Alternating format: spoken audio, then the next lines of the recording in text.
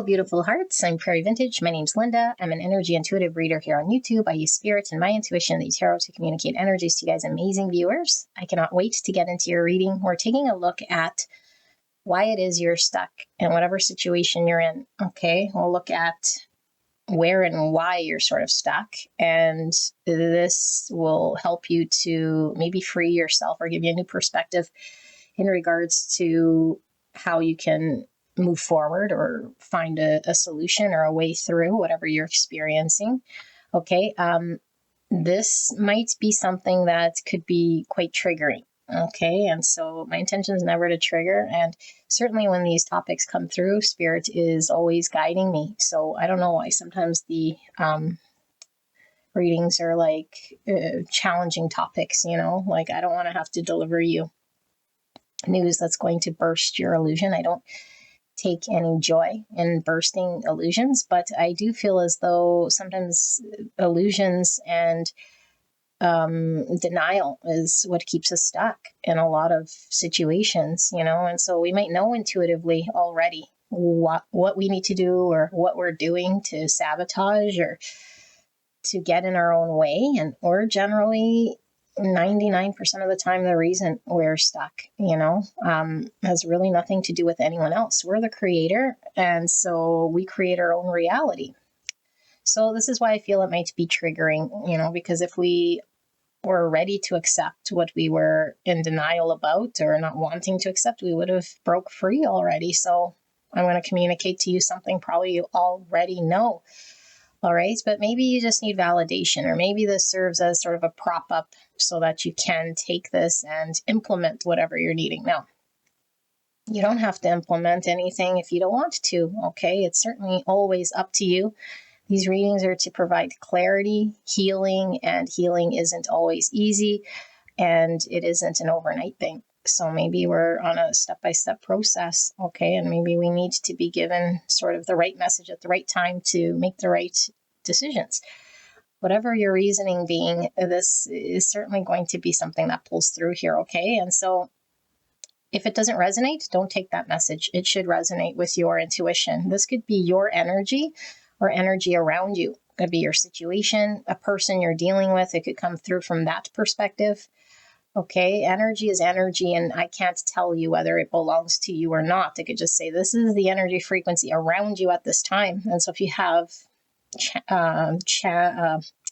challenging people and situations and that's heavily energized, then that's what pulls through here. Okay, so if it's not giving you clarity on your energy, then you might want to go to another pile. But sometimes understanding another perspective from the situation's point of view or the person that you're dealing with's point of view, it gives you more clarity so that you're more well-rounded to take decisions and move forward however you need to.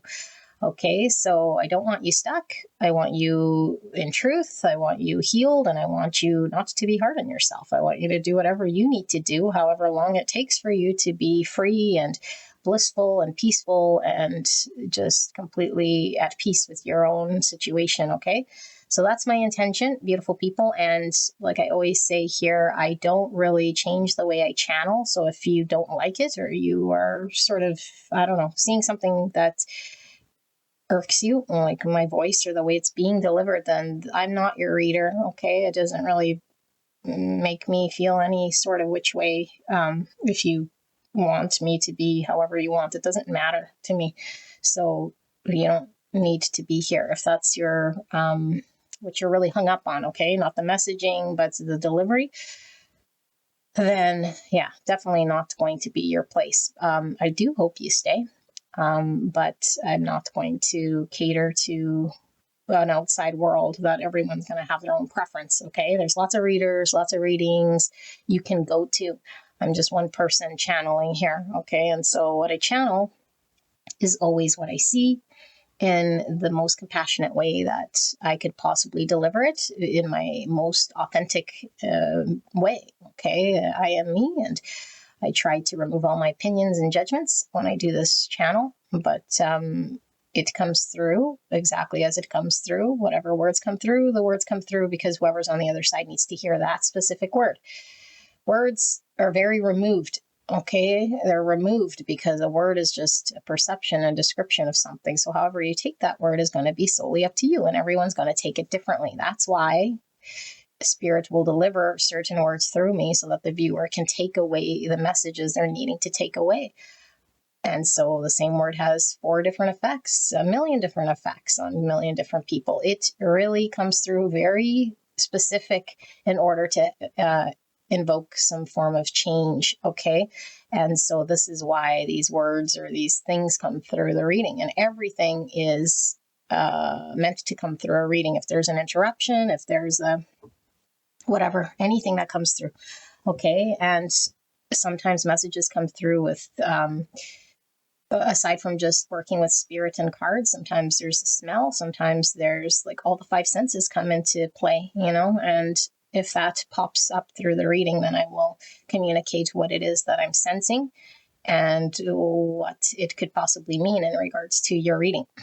Okay, so let's take a look at the decks that we're using for you guys, beautiful people.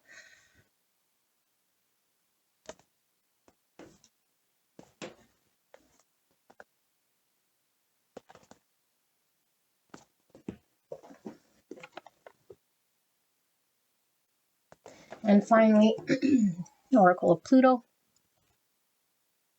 And then for the tarot, we have these 4 options. So option number 1, we have the Tarot of Oneness. Option number 2, we have the Tarot of the Divine. Option number 3, we have the Tarot of Oppositions.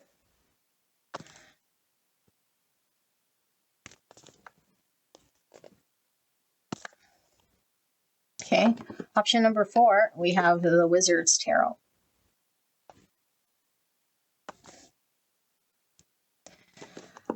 All right, beautiful angels, sit with this energy. Most likely your first intuitive pull is going to be your pile, okay? But it might be, like I said, a crisscross pile, so you might have to reverse energies. It's all up to you. If it doesn't feel right, if it doesn't make sense, you don't have to listen to the whole thing and say, it didn't resonate. Well, then you're in the wrong pile. Okay, go to another one. Go to another reading. All right, so I'll leave you here, and I'll put the timestamp in the description box in the pinned comment below. It'll take you directly to your pick, and I will see you at your pick.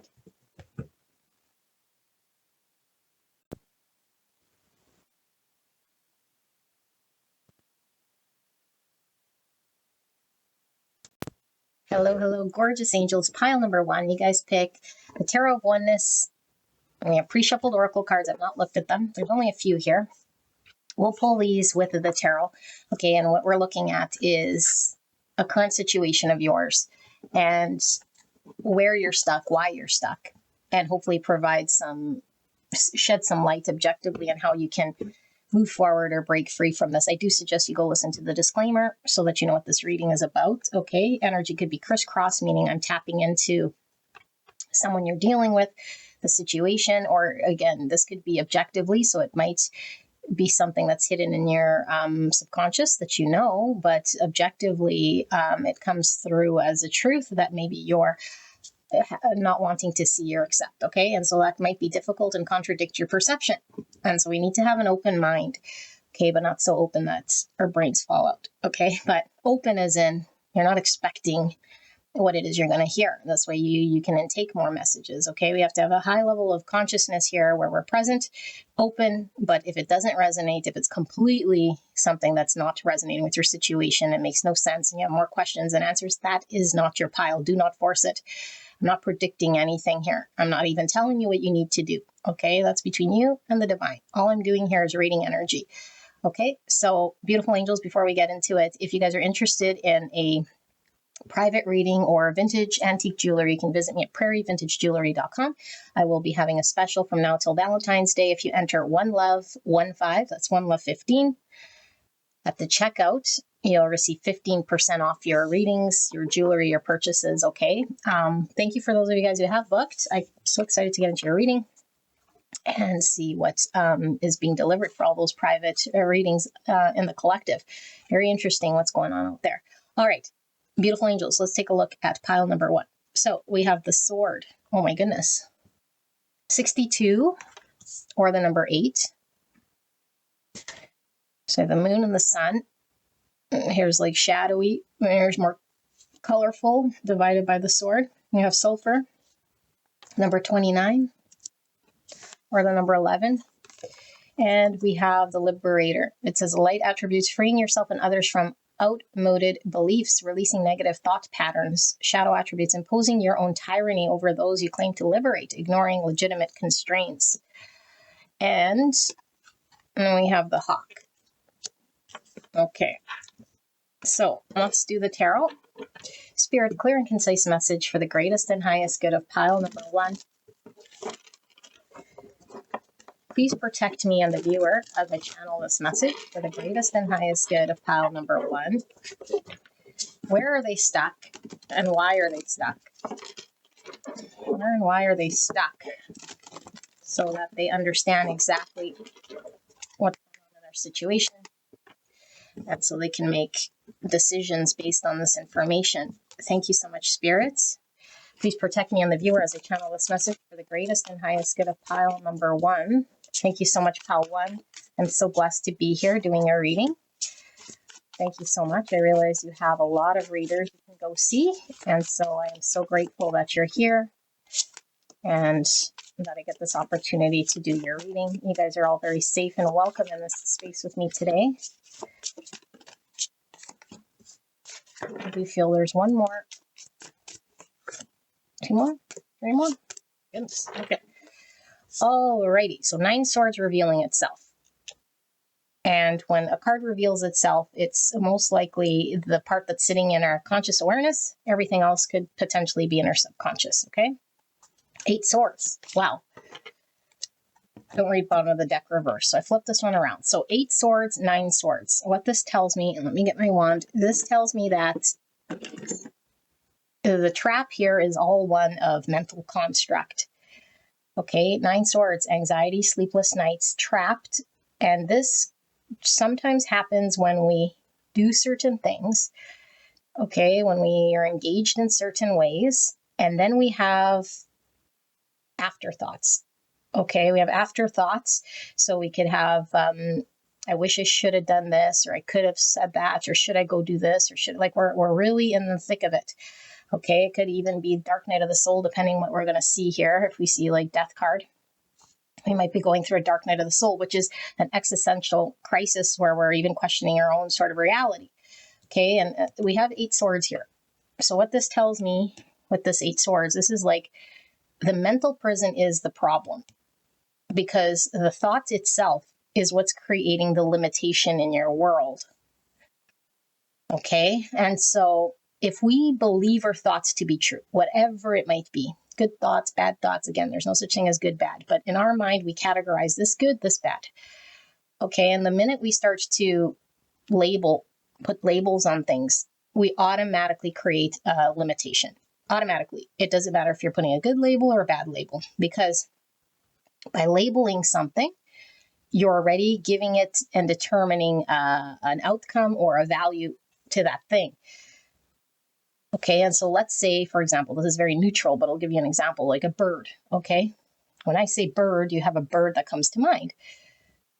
Okay, and the bird that comes to mind is the label that you're carrying in this lifetime about a bird. But a bird doesn't really have a fixed thing. Every bird is completely different. And when you really look at the bird, you see the bird's feathers, the beak, the feet, the wingspan, like everything is different depending on that bird. And so we can't just call it a bird and move on, but our brain does this in order to make sense and justify and be able to, understand, because the ego wants to feel safe for knowing what something is, because the unknown is scary. If we say bird, we have no idea what it is, then we're sort of left at the mercy of it being open. Okay, and so why I'm saying this is because we could be totally slapping on a label with some understanding of something, and then therefore it's so close to us, like a bird, like questioning what that bird is. It's so close to us that we don't even see it. And so the foundation might be what needs to get looked at here. Like the foundation of your situation, like the given stuff that you say, well, that's a given. And now you're kind of more focused on the the bigger detail that's further removed. And so I'll give you an example of that. Bird. Okay, I'm using bird because it's the easiest sort of example here. When you're a child and the first time you ever see a bird, you don't know what the bird is. Like, let's say you've never seen one before and no one tells you what it is. That's your first time actually seeing and understanding a bird. No one's told you, you don't know what to expect. You're observing, you're witnessing a bird doing bird things. That is the trueness of bird. Okay, and so this is what we mean by being in the present moment of situations, because we take nothing for granted and everything's sort of new from a child's perspective. The minute we come into a situation with a foundation of understanding the bird, and we're trying to figure out why the tree leaves keep falling, it's turning autumn or whatever, and I'm so focused on why the tree leaves are falling, and I'm like, okay, there's birds here, and I'm like saying it as it's factual, meanwhile I'm like not taking everything into consideration, looking at the birds from like a first time point of view again. So there's so many moving parts in your situation that I think you're already attributing labels to that are causing limitations in your situation. And the limitation only puts it on you, because this is a restriction saying, because of this, there's this outcome, or because my understanding is this. It's not even understanding. It's like you're saying because of that, like it's a fact, because of whatever it is, therefore there's this series of things that you're making to be true. Okay, so I feel there's an untruth here, and both sides of a situation carry as much weight. One side of the situation is this prison that you could get stuck in, which is seeing things from the perspective you've been seeing this situation, and get lost in the shadow and the darkness. The other point of seeing it changes the perspective of how you're seeing your situation and will allow things to break free. So we're feeling stuck. We're in a situation that doesn't feel good. That's a truth. Okay, the feeling doesn't feel good. I believe you that the feeling doesn't feel good. Okay, and I believe that you feel stuck. And so in order to have movement and breakthrough through this, Spirit's really showing there has to be energy focused on the mind and the thought and the story that's coming through in order for there to be a release. Okay, in order for there to be a release of this thing, because I feel like the thought pattern is the thing that's creating the stuckness. And so we might say, well, the outside situation is stuck, regardless of what's going on in me. My thoughts are just happening in there, but the outside is sort of, unfolding. It's like, yes, the outside unfolds.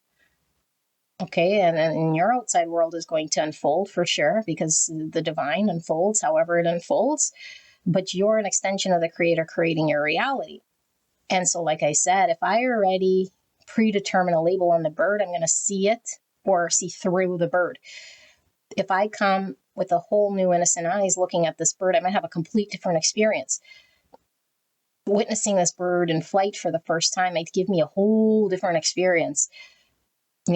So which is it? Do I want to have that whole new experience as the innocent child, or do I want to come in completely seeing through the bird, like I already know what this bird is, and therefore then I have this like horrible experience or a different experience? Okay, so I feel like there's an experience that's happening right now, and we are attributing something to it, and it's not necessarily true. So the reason this is happening is because we're in a process of ascension.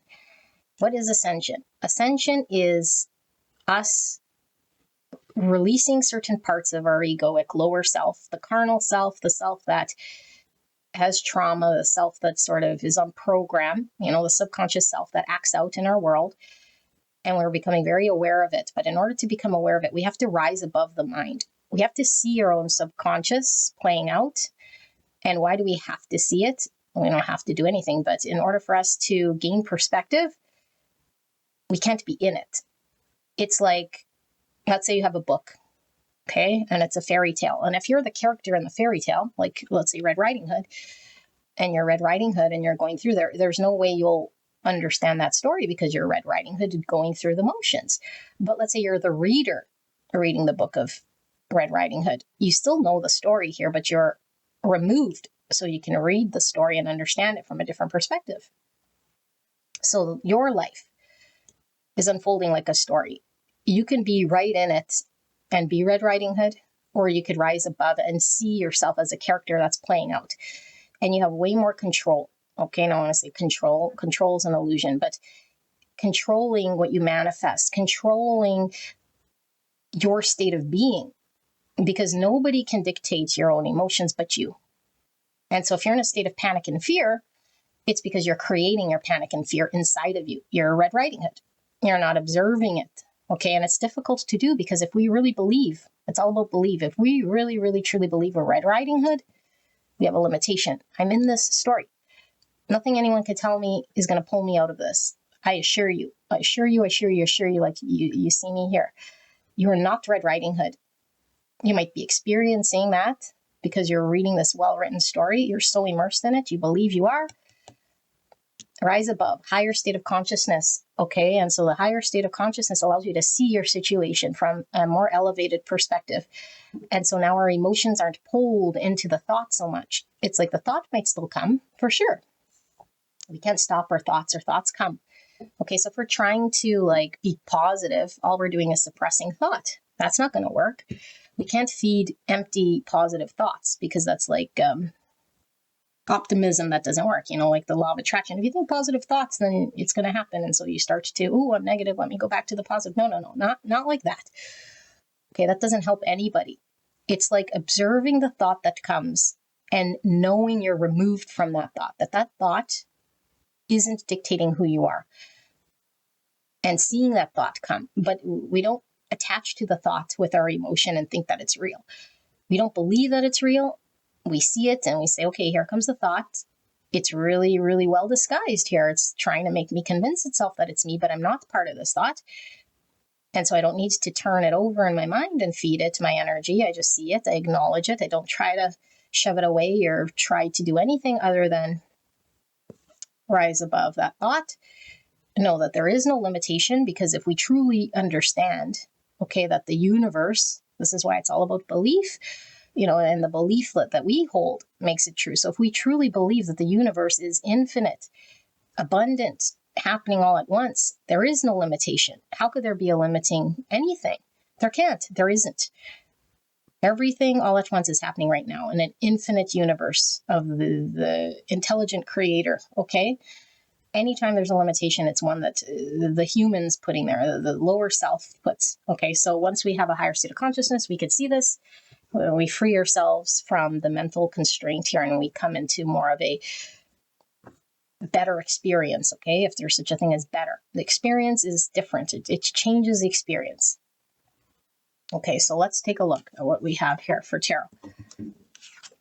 So we have the Two of Cups in reverse. So this is, we're not finding balance in a situation. Potentially there's a relationship that isn't coming together, or we're trying to find harmony and balance in something with someone else and it's not coming together. Okay, with the Two Cups in reverse.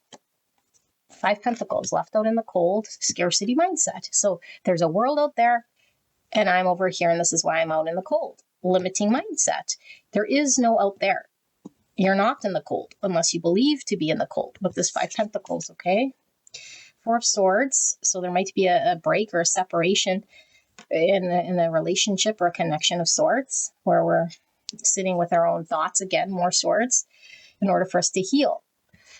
So we see the three feathers, one feather. So three swords, because feathers are swords in this deck, is like the three swords are talking about being separated from the ones we love. Okay, and having to come up with a greater truth to our pain, to understand something. And because of the white, I'm getting really the purity, you know, the conscious self that isn't tainted by trauma and thoughts, because the thoughts are programmed. And so if we experience pain in the past, or we just are programmed to automatically jump to conclusion or fear or whatever, then that's what we pull into the situation. We already know what the bird is, apparently. So now we go and we label the situation as the same thing. And it's like, it's not. It's always a new situation. So we need to get to the pure state and we need to see the truth. Okay. And so we sit here with the three swords, see it for what it is. And so we're needing to reflect differently how we reflect. We have the Seven of Wands in reverse. And look at the Seven of Wands as a bunch of sharks. So the Seven of Wands in reverse could be feeling like we don't have a position to fight for what we want, or like we're not capable to win in our point of view. It's like I have a point or a perspective or something that I believe to be true in my world, but I feel like I'm at a disadvantage, or that I can't bother to fight for this or communicate my way or to get my point across. And then the Five of Swords in reverse. So 2 5s. Okay, 5s are all about conflict, loss. It's also about the point of change and rebuild. Okay, and so generally, whether we're conscious or not, when situations go through a 5, which is a challenging time, it's in order for energy to shift. Like this is giving me the sulfur, because in the difficulty,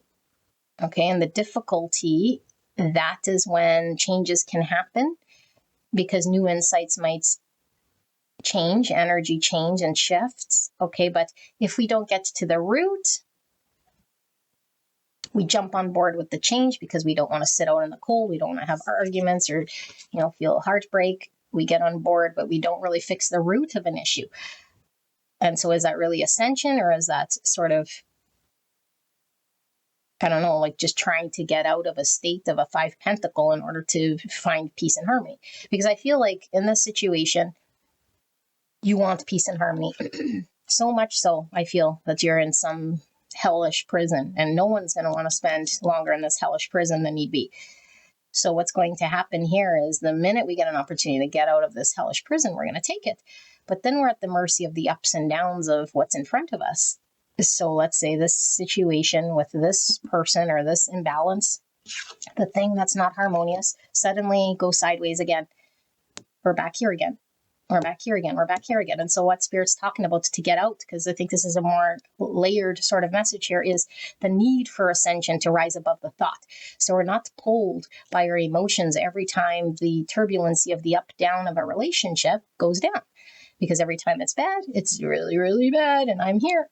And every time it's good, then I'm feeling really good, and then I'm up there. But who's doing the up here and down there? Who's at the mercy of this thing? And that's why we have these two. I feel like we're living in the I was gonna say boing boing. I don't even know what that is. We're living in the pendulum of the situation, at the mercy of when it's good, when it's bad, it's bad. And so when we're in a state that's rising above, that's seeing from a conscious perspective, we don't experience the highs and lows in the exact same way, because we never go into the mental prison. So therefore we're not doing spontaneous things and reacting, because when we're like this is fight or flight. And so we're going to do whatever it takes to sort of get ourselves out of this. Okay, but then that's reactionary. And if I don't know what's going on with my throat. If we rise above this and we say, well, I'm not Red Riding Hood, I'm actually not even the one having the nightmare. I'm observing the character having a nightmare or a thought. And so now I feel a sense of peace and security. And so now I don't react. I don't feel the need to get myself out of there, do whatever it takes. And so therefore I'm more in control and in peace of my own emotions. So you're giving your situation too much weight here. The Sun in reverse, and look at the white horse. So the horse talks about freedom. Okay, it's power, because the horse is, when we talk power, is like the horsepower. So we're empowered, but the only way we can get empowered is with the white here is through the conscious state, purest state, not the state that's conditioned, and not the state that comes in the mind, because we know it's tainted and it's pulled by the egoic thoughts and the fear of losing out, fear of being out in the cold, fear of it not working, fear of me, that's fear-based. And so when we act out of fear, we're never free. We're always at the mercy of that person, that situation. And so Spirit's saying, in order to get empowered, okay, to be liberated from your situation, we have to rise above this. And so we're stuck in the thick of it. Okay, I don't know. Right now, maybe it's going okay. Maybe you're out in a separation here with someone and it's not going good. But either way, I feel like for this group, it's a boing boing. I don't know why boing boing keeps coming through. That is so weird. Boing boing, like we're balancing. I'm up, I'm down, I'm up, I'm down. And it's like a spiral from hell. Okay, and I feel with the sand castle. Yeah, sand castles are like, you build the sand castle because we're together and things are going good. And so I feel bliss and peaceful. And then what? The wave comes and tears down the sand castle. So we can't build castles in the sand right by the seashore. Okay, so I feel like, yeah, like to find your true peace here, it has to come from a clean state of consciousness. In order to do this, we have to ascend. Okay, which, like I said, will give us the liberation. But also, I feel like this is enlightenment. With the sun, that is all about enlightenment, because enlightenment is a fancy term we call for seeing and being aware. That's it. Once we're aware that we're not the dreamer, that we're observing someone having this dream, then we know we're free. But if we don't see it that way, we'll never know we're free, and we'll be trapped in the nightmare. And I feel like you're trapped in this nightmare. The justice, balance and harmony, Libra energy, Leo energy. So this is ego death. Okay. And we generally have a misconception of ego unless we're on the road of ascension and enlightenment, because what is ego? Ego is being in the mercy of our thoughts. That's it. It's not thinking we're better than someone else. That's not ego. I mean, it could be part of ego for sure, but it's not solely what ego is. Ego is the shadow carnal self here that comes through. It's a self that tries to survive. Okay, and so it's not bad, as in it is trying to like harm you. It's trying to protect you, but it creates more harm than good, because we're not cavemen anymore. We are not trying to fight to survive. And so the ego was something that we definitely needed to survive, okay, at some point in time. But as humanity ascends, there's no more need for the ego. The ego gets in the way and it causes war, causes violence, causes all sorts of conflict in our lives. We don't need it. And so it's there to protect us, okay? Because like I always say, the ego only knows of two ways. It's going to try to attach and chase what it wants, desire, seeking, and it's on a forever perpetual chase of something, and it's never happy, okay? And when it doesn't get what it wants, it starts to put blame, okay? Blames you. You're the first problem, okay, that the ego will do with guilt and shame and judgment. And the other part of the ego is it tries to avoid, deny, suppress, and block out what it doesn't like. It has strong aversions to things. I don't want this. I don't like this. I'm going to try to block. And it's like, no, we got to deal with the present situation without judgment of anything and experience what the Creator's putting in front of us. That takes a lot of strength. That is ego death. Okay, but that's dealing with the fear and saying that the Creator has the control here, not me. But the ego doesn't like this, and that's why it's so painful when we go through an ego death, because the ego wants control because it thinks it's going to die. And of course, it's going to die out if we start to starve it. But the ego work takes time for it to flesh out, okay, because the ego has momentum. It's always going to come up with the story, trying to get your buy-in with the anxiety and all of this. And so if you feed it, it keeps it alive. And so you want to starve the ego by not giving it the power, knowing it's just auditioning here for your attention. Okay, so the ego death's a painful process, but I feel like this is how we get balance. Okay, and this is how we get stable and how we find harmony in situations, because now we're no longer in this, like I said, boing, boing pendulum. Ace of Cups, yeah. So Ace of Cups talks about an emotional new beginning. It's all about self-love, our emotions. And so I feel like our emotions are being pulled to and fro based on external circumstances. Like I said, so when it's good, it's good. When it's bad, it's bad. And then I'm at the mercy of what's going on out there. That's scarcity mindset. And so why this is happening, this situation, why you feel stuck, is because Spirit is trying to show you how much power you actually have in the conscious self, in giving yourself the full love, giving yourself the support, giving yourself everything that you need.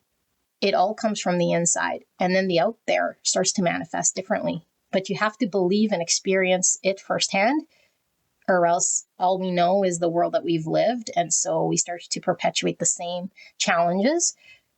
Okay, and we don't want to live like this no more. We've already lived however many years like this, 30 years, 40 years, 50 years, 6 years, however old you are. You've already lived like this.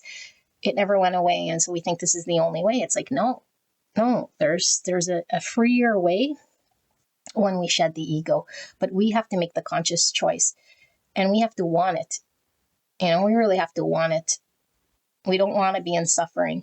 And sometimes we're thrown into situations. And in this case, it might be a relationship that's holding this mirror to you, because we're ascending, we're evolving as species here in order to shed egos so that we can find what love looks like, And so if we have true love of self and we know our value and we're able to harness this from within, and then we make changes out there in the world, we don't have to seek other people and get bitter and angry and shameful and resentful when things don't work out. Because we know the power is within us. Nobody can take it away once we tap into this. We believe it. We feel it. Okay, it's in there. And look at the peace with the bird or the dove. Okay, so there's peace to be had. There's always peace to be had. It's happening right now inside of you, this peace.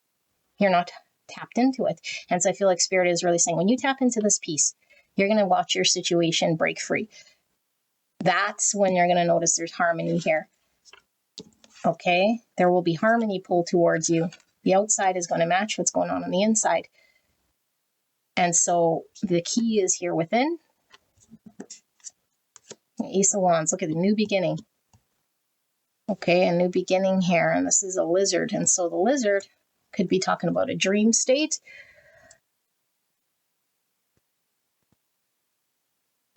And we were talking about being in the dream. So I feel like, and with the wand, it's like you're triggered. Okay, I use the word trigger, whatever. You take action on, you're inspired by, you react on the dream state, which means you're reacting from your triggers, from your subconscious, from the things that are still not healed. And so once the subconscious is more cleaned out, okay, once you cleanse your chakras and the blocks and everything in your subconscious, then you can act from the subconscious, because the subconscious is pure and cleaned out. But if the subconscious here has a bunch of fragmented energies and blocks, and then we're reacting from that hidden place within us and we don't even realize. Okay, but 97% of what we do is all reacting from subconscious. We might be awake with our eyes open, but we don't even realize we're acting out of subconscious. And so even the thoughts come from the subconscious. Okay, and so the process of undoing those thought patterns takes a long time. Reason being because we've spent decades, lifetimes potentially with the thought patterns that create certain neuron connectivity from the brain pattern. And so that becomes our norm. And just like a muscle, we have to create new pathways to thinking differently to make change. And so that's why the brain wants to go automatically to the same process, the same story, the same prison, the same thing. The bird's the bird. And I already know it. It's like, okay, if you want to live in the I already know it, we're in the prison. If we say, I'm going to force myself actively at first to be very conscious of this so that I can make new brain waves, new brain neurons, pathways, I will be the creator of my own reality.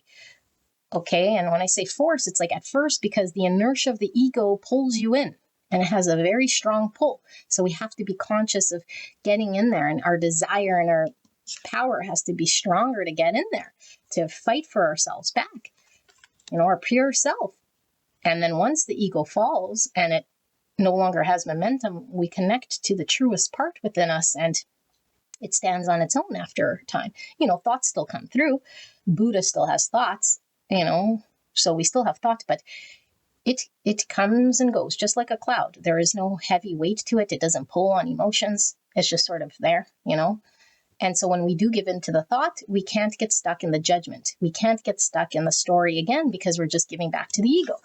And trust me, the ego, once you learn that and you start doing it and you feel successful and you're like, okay, I'm making headway, the ego is going to find another way. It's going to find a way through the back door. It's going to try to pull you in again. Some other story, some other thing is going to change its route, Okay, so you have to be aware of the sneaky ego coming through there. Okay, so is it coming from heart and peace? Or is it coming from fear or a need for control of outcome? Okay, because the ego acts when it's in fight or flight, and it's fearing something, or it's attached to an outcome, and it wants control, and it doesn't know what's going to happen, and so it starts to fight and kick and scream. Okay, don't succumb to it. And if you do, just be aware and be like, oh, the ego won there. Okay, but I'm going to get back on the horse, back on the horse the horse of empowerment, the horse of pure consciousness here. So this will get you out of your situation, which I feel is really being pulled by your ego, 7 Pentacles. Yeah. And so nothing is coming to fruit. And it's like, nothing's coming to fruit in your situation. But also, if you want to see something flourish, we have to tend to it over and over and over again, but we have to give it the right sort of nurturing. If we're dealing with this situation in a way that doesn't give the right soil, the water, the sunlight, the right pruning and this and that, and the right environment, then the seed will never grow into anything. And so I feel like Spirit is saying, like, watch your environment and your self-speak and this ego, because you need to feed your mind differently than how you are. Okay, one, we got to get out of the mind itself in order for it to disappear.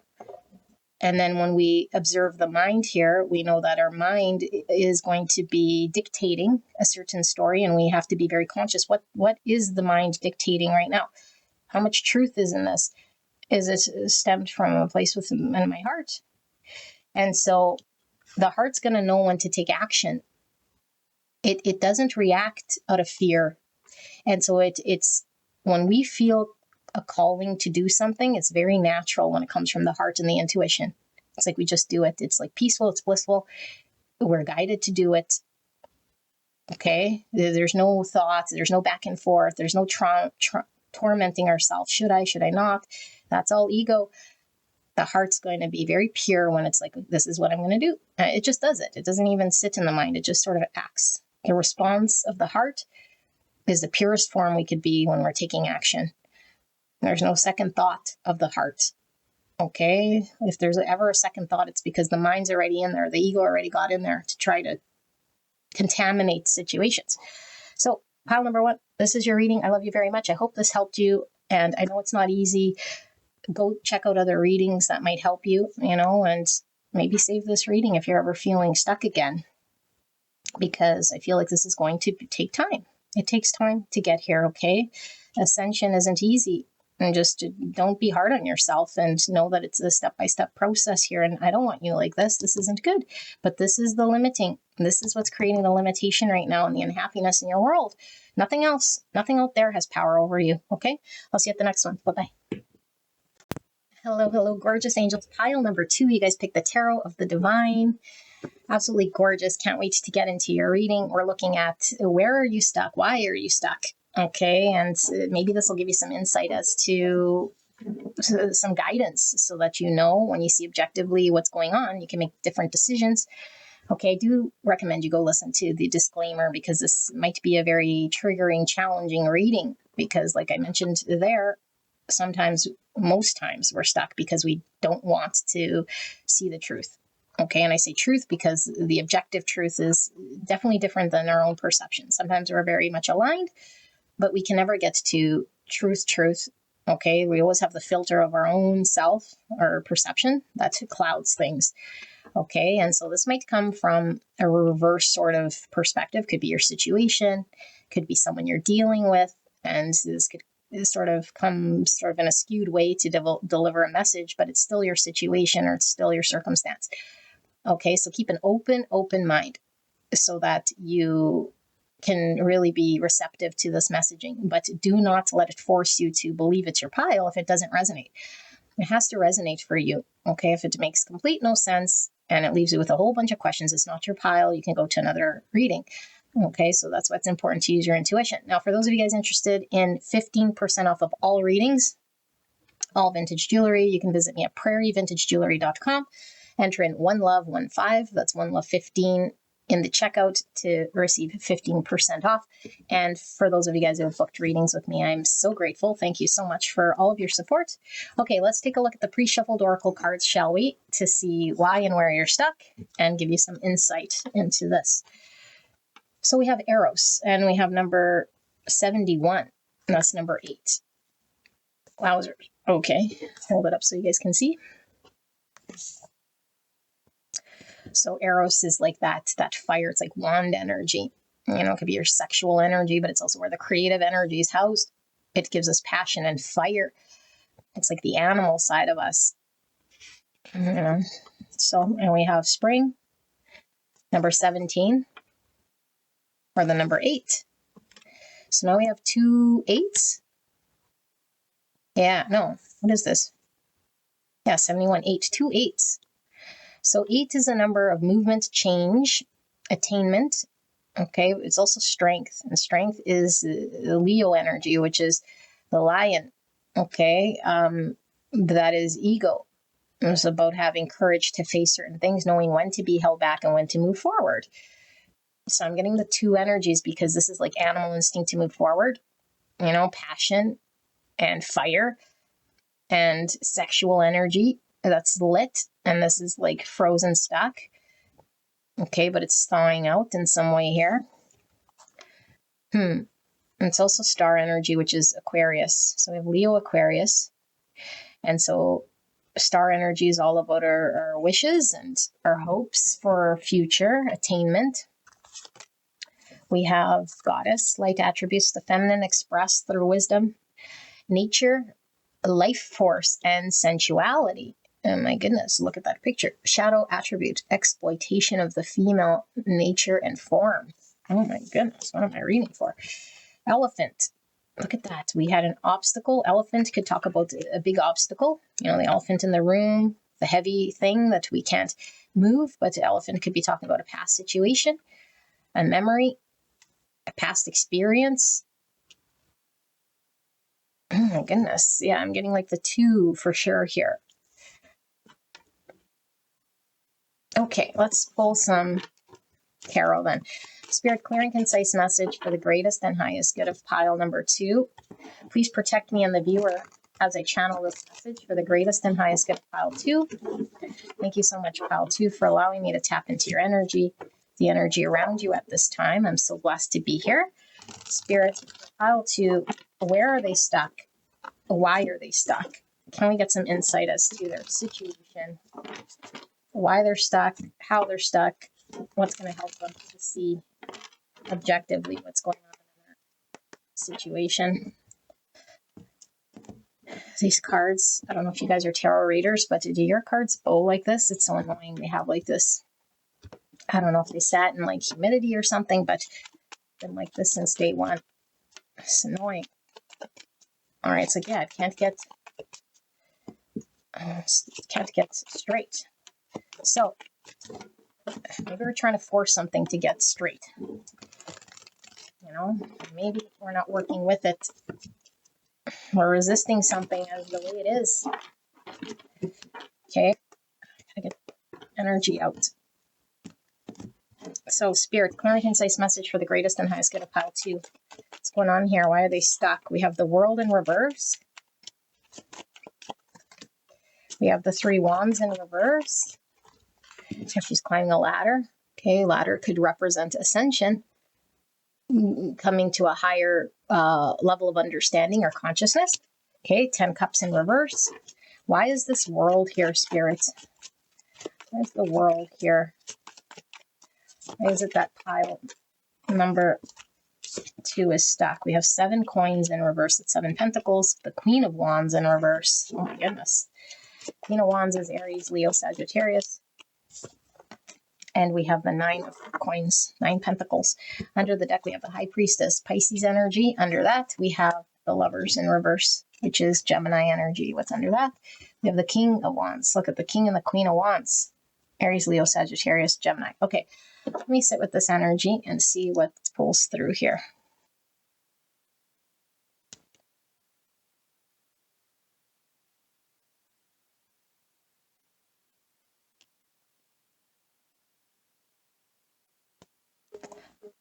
I'm going to have to see more, because I think I'm only getting the tip of the iceberg. Okay. But I think my daughter's messaging me. I was waiting for this. So I'm going to leave this like this and I'll come right back to you guys. Okay. One sec. All right. Beautiful angels. Sorry about that. Let's get back into your reading. Okay. So there's so much sexual energy is really what I'm feeling from here. Okay. It's like two people who are like fighting or resisting coming together. Now, this doesn't mean that you're consciously resisting or fighting someone. It could be this. Okay. But I feel like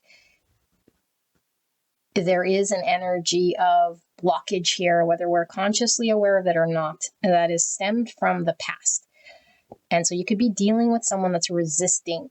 Okay, or you could be resisting, but either way, there's a resistance here in your energy or you're in the energy I'm reading here. And I do feel there's two people here, a King of Wands and a Queen of Wands, who are attracted to each other. Okay, and so I do feel this is about a sexual partnership is kind of how I feel the majority. Okay, but take it into context, because I feel like it's two people that have same magnetic pull or vision or understanding of something within each other. Okay. And it's like there is this big old thing that needs to be dealt with. And so how do we deal with the big old thing? And if we're dealing with someone who has to deal with a big old thing, we sort of feel at the mercy of this circumstance and this situation. And in a way, it's kind of right for this pile, because it's like we cannot force our will our way with someone or something. If there's an obstacle in their way, they have to get through their own obstacle. So there is a message here for that group. If you resonate with someone who has something that they have to deal with or close out in their world and their cycle, that's just a deal breaker or too big, and it seems very fixed. And so Spirit's coming through saying nothing is too fixed. That too shall transition out. Okay, with the melting of the spring, because spring is the melting energy. Okay, well, I mean, sometimes spring, you can already have flowers depending where you're at. But I feel like in this depiction, this is kind of the spring I experience here, like geographically, is like snow, snow, snow, snow. And then all of a sudden it's summer. It's kind of what I'm seeing, because look at all this. It kind of looks like winter to me. And so it's like we're not realizing, and look at the fire in the background, which is this Eros and all this fiery energy.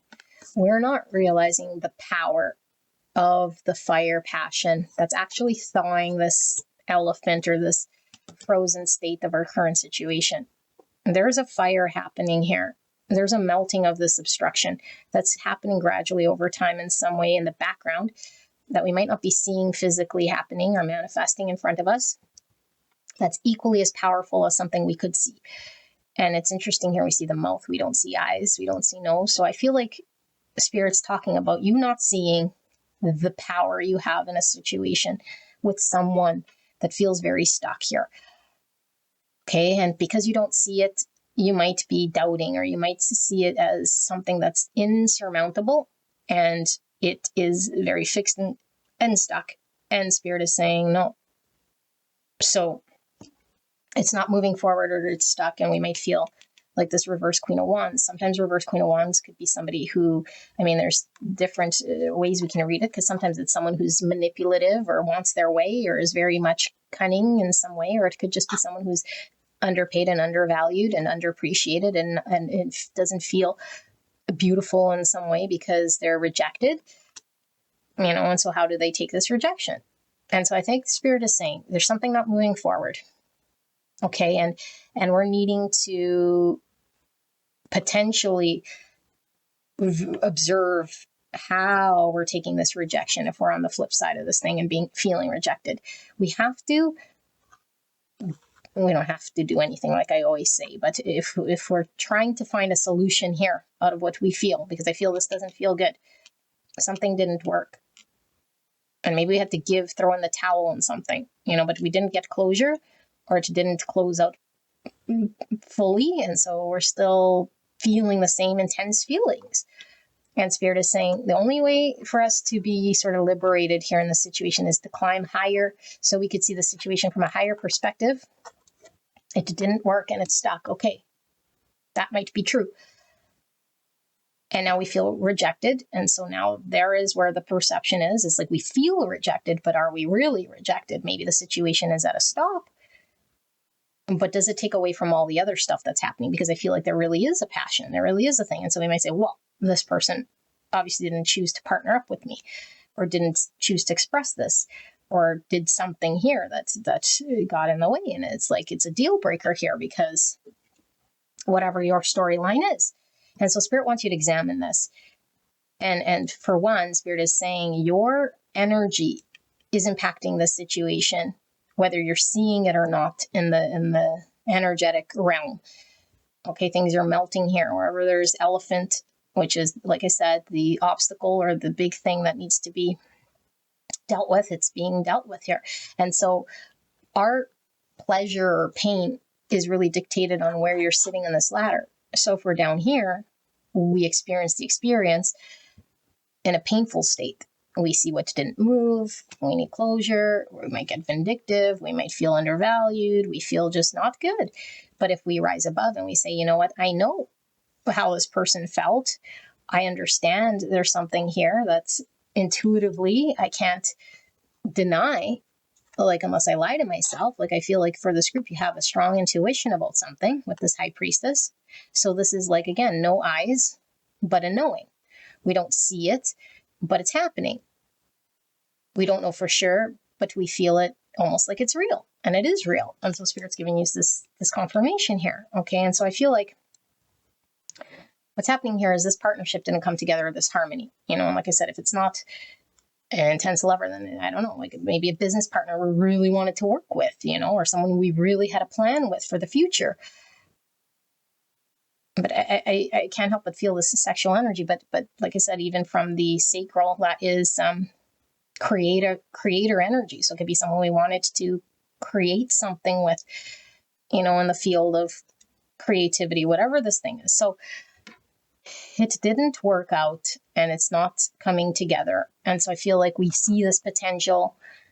And this is like the parts that's really difficult, is because when we intuitively are tapped into a higher understanding of a potential where something could have flowed and worked to, and it doesn't get realized, what are we left with? Picking up the pieces, here in the 3D world. And so we could fall back into this, like I said, an energy of being, I don't know, vindictive, or feeling rejected, or feeling like it's never going to happen, or whatever. This reverse Queen of Wands is not pretty, not sexually, I don't know, like our confidence is low.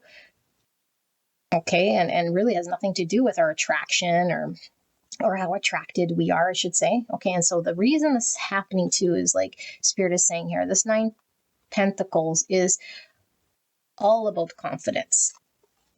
And so when we put all our weight in what's happening out there, how people view us, whether they choose us, whether they want to work with us, whether we're appealing, and that dictates our value, then we kind of have it backwards. And so this experience, which I feel with the world here, is all about closing out a cycle in your world that allows other people to dictate whether you're attractive or valuable or worthy. And this is all about not needing anyone or anything to dictate your confidence, to stand in your own energy here. And so this might seem very sort of, I don't know, it's almost like, why do I got to experience all this thing just so I can, build my confidence? But it's like, it goes deeper than this, because it's not just build your confidence in the situation. It's like, so you could tap into a certain part within yourself that can never be taken away from you. And so when you're in any situation, the outer world will never dictate your value. The outer world will never blow your confidence when you're tapped in and knowing who you are, and find the strength within you, the beauty within you, and your own ability and your own self-worth and your own self-value. So I feel like your self-value is really dictated on this situation, in which, by the way, is not even telling you that you're not worthy of it. Your situation is showing me in the back end here that you are worthy. And so you're not seeing this. You're only seeing the parts that you're maybe expecting to see with your eyes. like, oh, this person didn't invest in me, and I thought there was the same mutual feelings or the same passion. And look, there's fire between these two people. Both people feel the exact same way. Whether you might be really hung up on your story, and your story is, unless they're taking action, unless they sign on the dotted line, unless they agree to be my partner, unless they deal with the elephant, then they don't have attraction, they're not choosing me, I'm not worthy enough of this person. It's like, no, that's all your mind story. That's this reverse Queen of Wands. And so Spirit's really saying, like, you could say they didn't do all those things. That's factual, okay? Because clearly you're here, it's stuck, it's not moving. That is objective. Everything else is your own spin to it. Because there's so many other factors dealing with this person. This person has something that they're needing to overcome as well. So as they learn their thing that they need to overcome, which I'm going to dig into right away, it's saying something of the past or some form of phase in their world they got to conclude out here.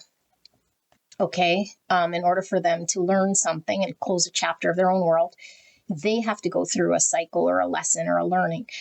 And in the same token, the universe works in beautiful ways. You're learning in this experience as well. Like you took a blow to your confidence or some sort of understanding that you've always had, I feel.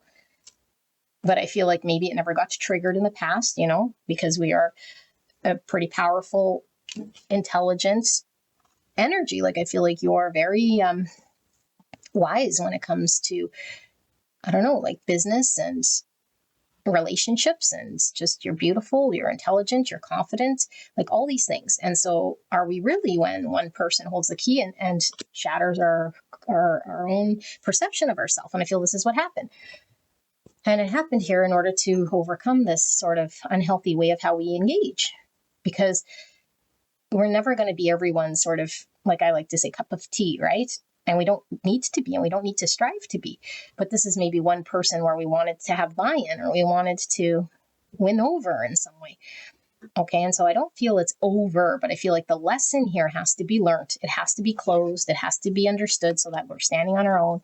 We find our confidence, okay, while a situation sort of thaws out here, because I feel like there's lessons learned. So let's take a look at this elephant back here, okay? But I feel like Spirit's really confirming, like, your intuition is what we need to look at, okay? Not necessarily the 3D world of what's not moving and what didn't happen, okay? Like, don't be in denial. It didn't move, it didn't happen, okay? But everything else is sort of a piggyback story you're telling yourself. So there's things happening, things thawing. I feel there's a strong pull here, and so we might put a lot of weight into our physical attraction, or being like, I don't know, like it really feels like you really wanted to pull someone in, like like have them be attracted to you, or like make decisions based on like a physical, I don't know, pull to your energy in some way. But there's so much more, I feel for some of you guys too, it could be a same sex, okay, that is pulling for some of you guys. And so somebody could be overcoming, like this elephant could be like in denial of their sexuality, that's for some of you guys. But I feel like there's a resistance here. So let's see, what's this elephant about, Spirit, for pile number 2? The elephant that is being experienced here, it's going to provide some insight to pile 2 about their current situation. Since this elephant, I feel like the elephant also represents on both sides, like there's a physical obstruction, a thing that's like getting in the way. Okay, but I feel like for both of you guys, like I said, there's lessons to be learned on both sides, and that's the elephant. It's like it can't move forward until there's closure with the elephant. And so you're learning about, like I said, that confidence thing, not putting external validation, and knowing your own self-worth and your own value doesn't ride on anyone else's opinion or whether they choose you. Because there's so many other factors why they can't choose you, They're trauma. 8 of Cups. And the Lovers, Gemini. So this is walking away from something that doesn't emotionally fulfill us. 6 of Coins in reverse. So this is a lack of reciprocity, imbalance, incapable of giving, or maybe even incapable of receiving. The 3 of Swords in reverse. The Tower in reverse, and then the Queen of Coins in reverse. Okay, let me sit here with this energy. So this is the elephant energy. So I'm feeling your energy elephant. So I think you need to focus on your energy elephant. And what that means is you have an experience that's accumulated over your past, okay, that needs to be healed, that hasn't been healed yet. And it's your relationship with yourself. And so whatever's happened in the past in relationships or your own self-speak or your own eyes of how you see yourself, I've always seen myself as confident, intelligent, successful, and that's great. But what are those things? Those are labels.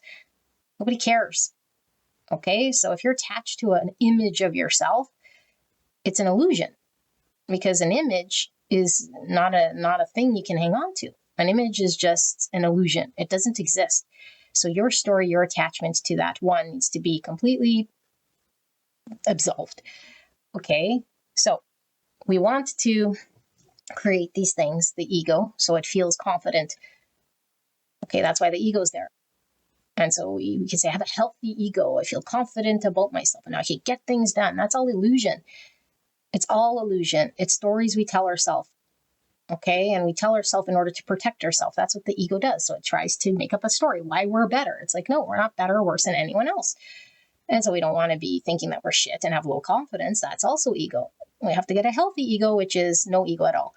Okay. Healthy ego, no ego.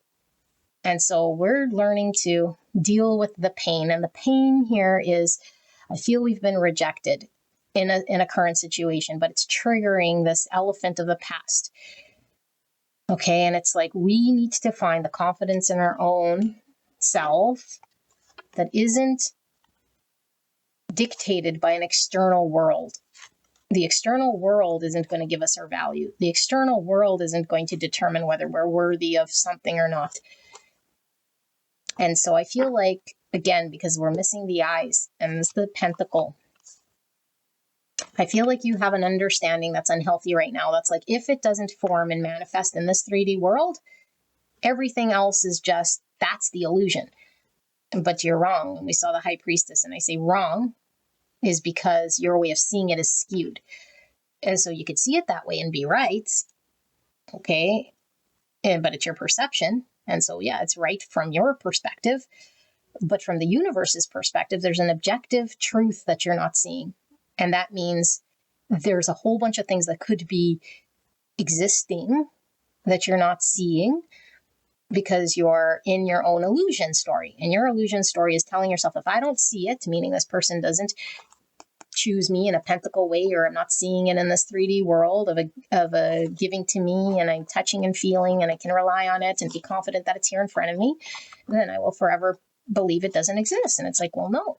So this is why it's happening. It's shattering this illusion you have and saying you're worthy.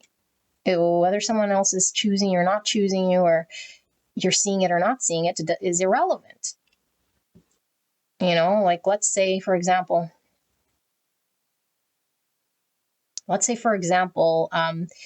we don't know what a fork is. Okay, we don't know what a fork is. And so we have a bowl of soup and we're trying to take some soup with the fork. It doesn't matter what our understanding of the fork is. We're going to get the same results with that fork.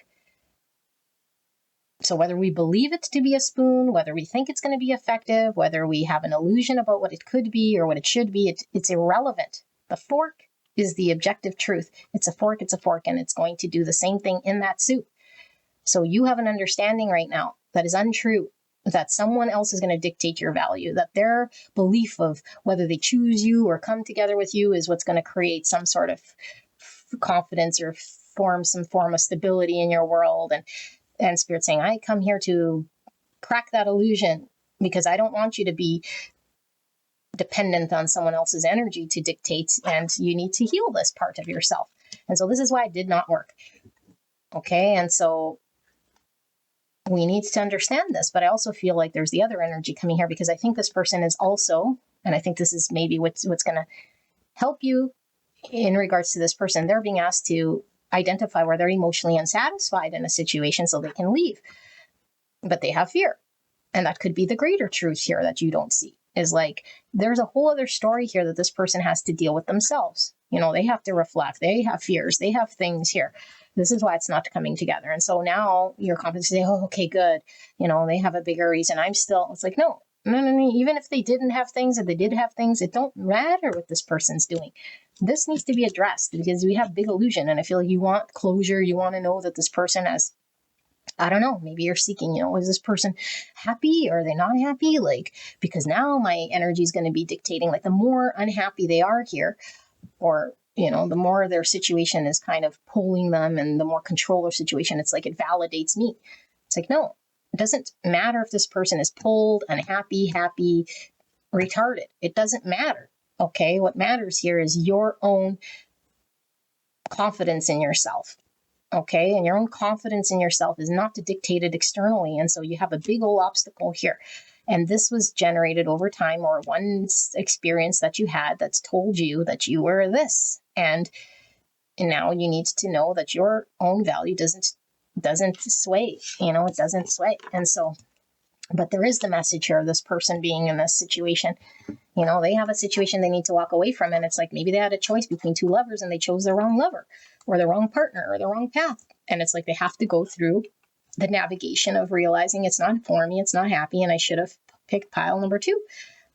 That's their own journey. That's their own thing. Fear got in their own way and it didn't result in a harmonious thing here. Okay. But whatever's happening, I feel like things are thawing out here, but you're needing to learn your own self-value and your own confidence. Pile number 2. So this is your reading. Okay. Gorgeous angels. I hope this helped you, and I'll see you at the next one. Bye-bye. Hello, gorgeous angels. Pile number 3, Tarot of Oppositions. Let's get into your reading, shall we? We're taking a look at a situation you're in, a current circumstance. You're feeling stuck, and Spirit is wanting to deliver why it is you're stuck, or how you're stuck, where you're stuck, so that you can understand things maybe a little bit differently. Okay, now I do encourage everyone to go to the disclaimer, because there we'll see more information as to how this reading is being laid out, okay? When we're stuck is most likely because we're in denial of something or we don't want to see, okay? Because 99% of the time it's because we are creating our own reality. And so we can get unstuck if we lean into truth. And sometimes the truth is difficult, okay? So this might be something you already know, and it could be triggering. Now, this could come reverse, meaning I could be tapped into from the situation sort of angle, or from someone you're dealing with in your situation. If that's the case, you can crisscross the energy, okay? Or just like take this as your situation, giving you another perspective, okay? It could be the objective truth. And so therefore, we're so fixed on our perception that we might not be open to this message. So I ask that you be open, so that you can intake what is being communicated here, okay? But don't force it to fit. It should still resonate with your intuition. It's not going to be something completely left field and has nothing to do with your situation. Then it's not your reading, not your pile. Go work on your intuition. Go find someone else somewhere else, okay? So if you guys are interested in 15% off of all readings or antique vintage jewelry, you can visit me at prairievintagejewelry.com. I have a 15% off sale if you enter OneLove15, OneLove15 at the checkout. From now until Valentine's Day, you'll get 15% off all readings and all purchases. Okay, so thank you for those of you guys who have booked. I love you guys very, very much. Spirit, clear and concise message here for beautiful pile number 3 in regards to their current situation, circumstance, why they're stuck, how they're stuck. What sort of insight can we give to pile 3 in regards to their situation so that they can become unstuck? Thank you so much, Spirit. Thank you so much, pile number 3, for joining me today. You guys are all very safe and welcome in this space with me today. Spirit, please protect me and the viewer as I channel this message for the greatest and highest good of pile number 3. Where are they stuck? Why are they stuck? So we have the Page of Swords, and I'll do the Tarot of Oppositions. We have the shadow and the light attribute. Okay, so the Page of Swords is in the shadow. It is clarified by the Page of Pentacles and the light attribute. Clear and concise message for the greatest and highest good of pile number 3. Why are they stuck, Spirit? Hold on, like that.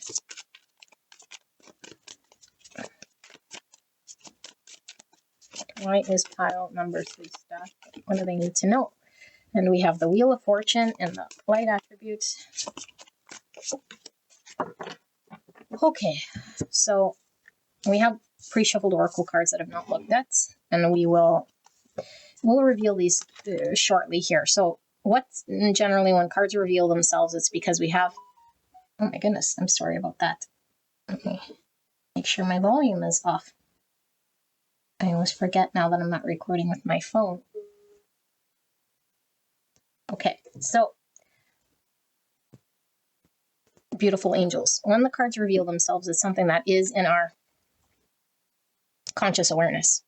Okay, everything else might not be conscious to us. It doesn't mean it's not there, kind of bubbling in the subconscious, but we're just not maybe aware. Okay, and so the Page of Swords is like, there's two pages. Pages are all about early stages of something, an early opportunity, an early understanding. Okay, it could be someone who's quite immature. It could be someone youthful here with the pages. Okay, so I feel like there's this lack of understanding with the Page of Swords in reverse about the beginning stages of an opportunity. Okay, and so there is a valid opportunity here with this Page of Pentacle. Okay, I feel like it's a valid opportunity that is undeveloped. Okay, and I think we have a misconception, and so I feel like it's impacting our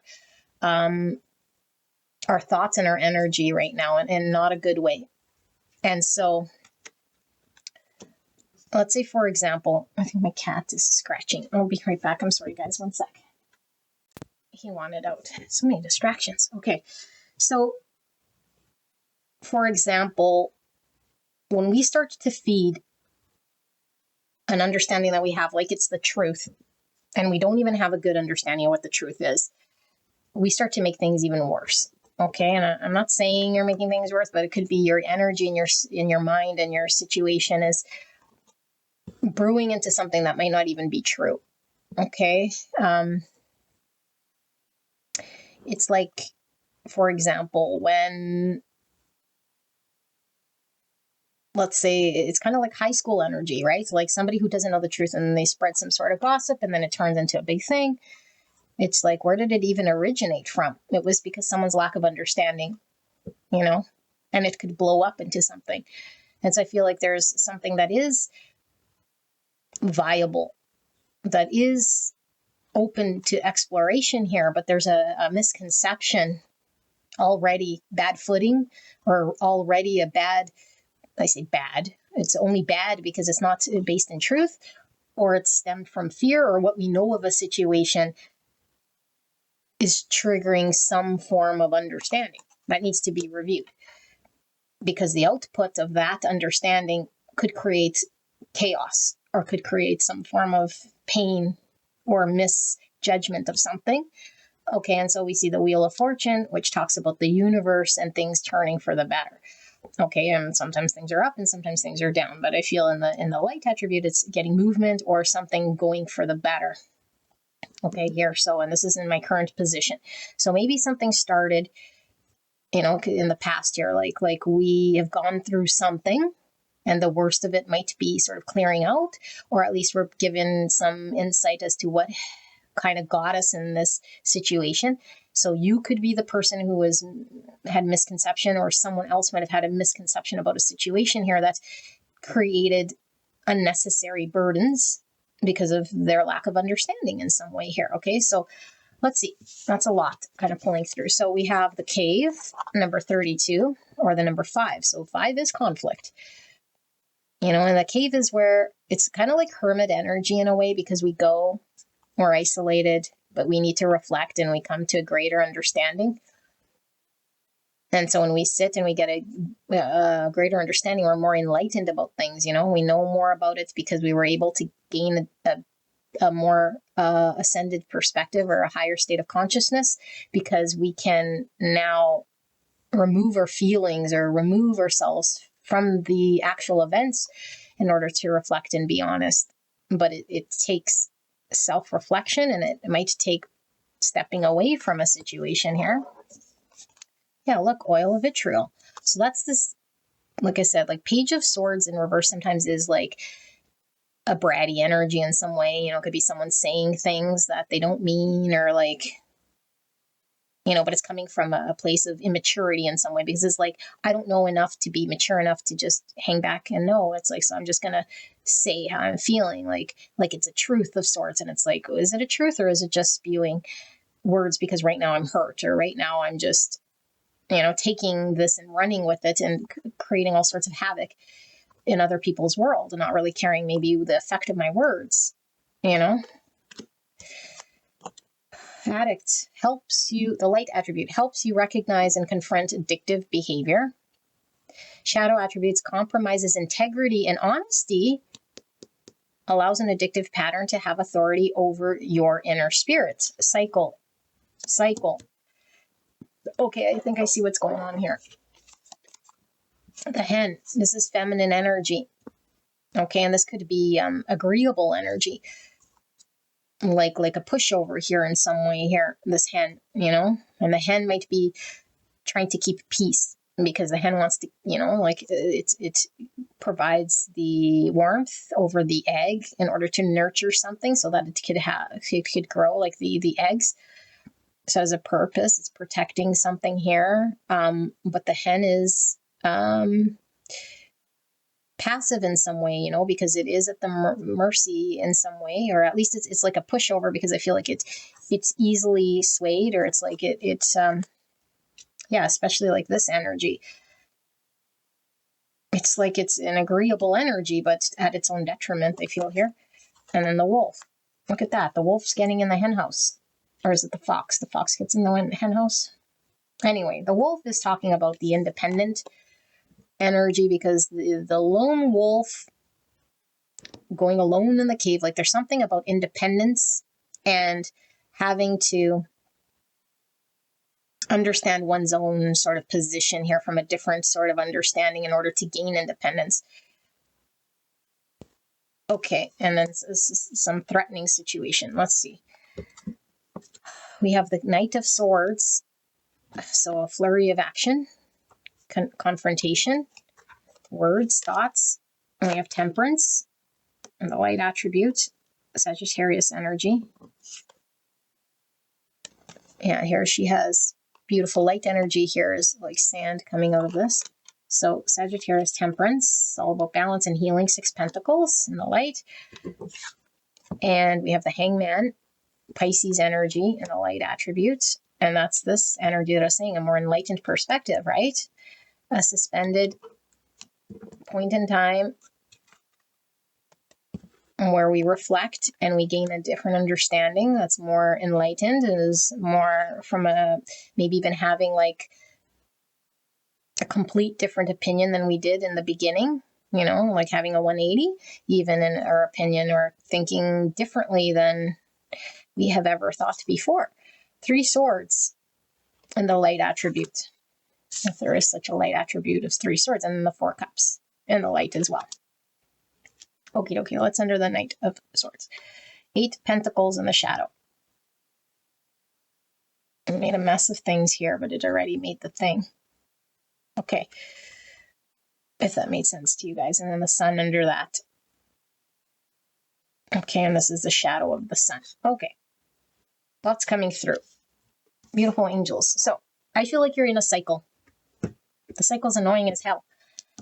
And it's addictive cycle. Okay, but what's the drug of choice here is a behavior, I feel. Okay, so I feel like you're dealing with a situation that isn't pleasant, and it could involve another person, okay? Whatever the situation is, it keeps on repeat. And so you could apply this to your behavior or someone you're dealing with's behavior, okay? But I feel as though either which way it's causing a clash, okay? And it's showing us something. So we could either be the hen of the situation, or we could be sort of the bully of a situation. But either which way, it's like a codependent pattern situation that's in cyclical behavior that we're needing to identify, because both sides are equally toxic. One's not good because it's doing what the other wants, or it's more passive, or it's like trying to keep peace. That's equally as toxic or not good. Both are ego. Okay, and we might say, well, I'm just trying to keep peace or whatever. No, both are ego. And why are they ego? Because there's a pattern of unhealthy behavior that we need to look at. And it's created a mess in a situation here, and it's not allowing things to work out well. And so I feel like when we don't identify unhealthy patterns, we start to repeat cycles. Okay, so one, we got to identify and acknowledge where we're doing the same thing. And then I feel like we are needing to confront something, but we can't confront whatever we need to confront until we deal with understanding the pattern. Okay, because I feel like the reason we're in a pattern is because there's a pain that we need to look at.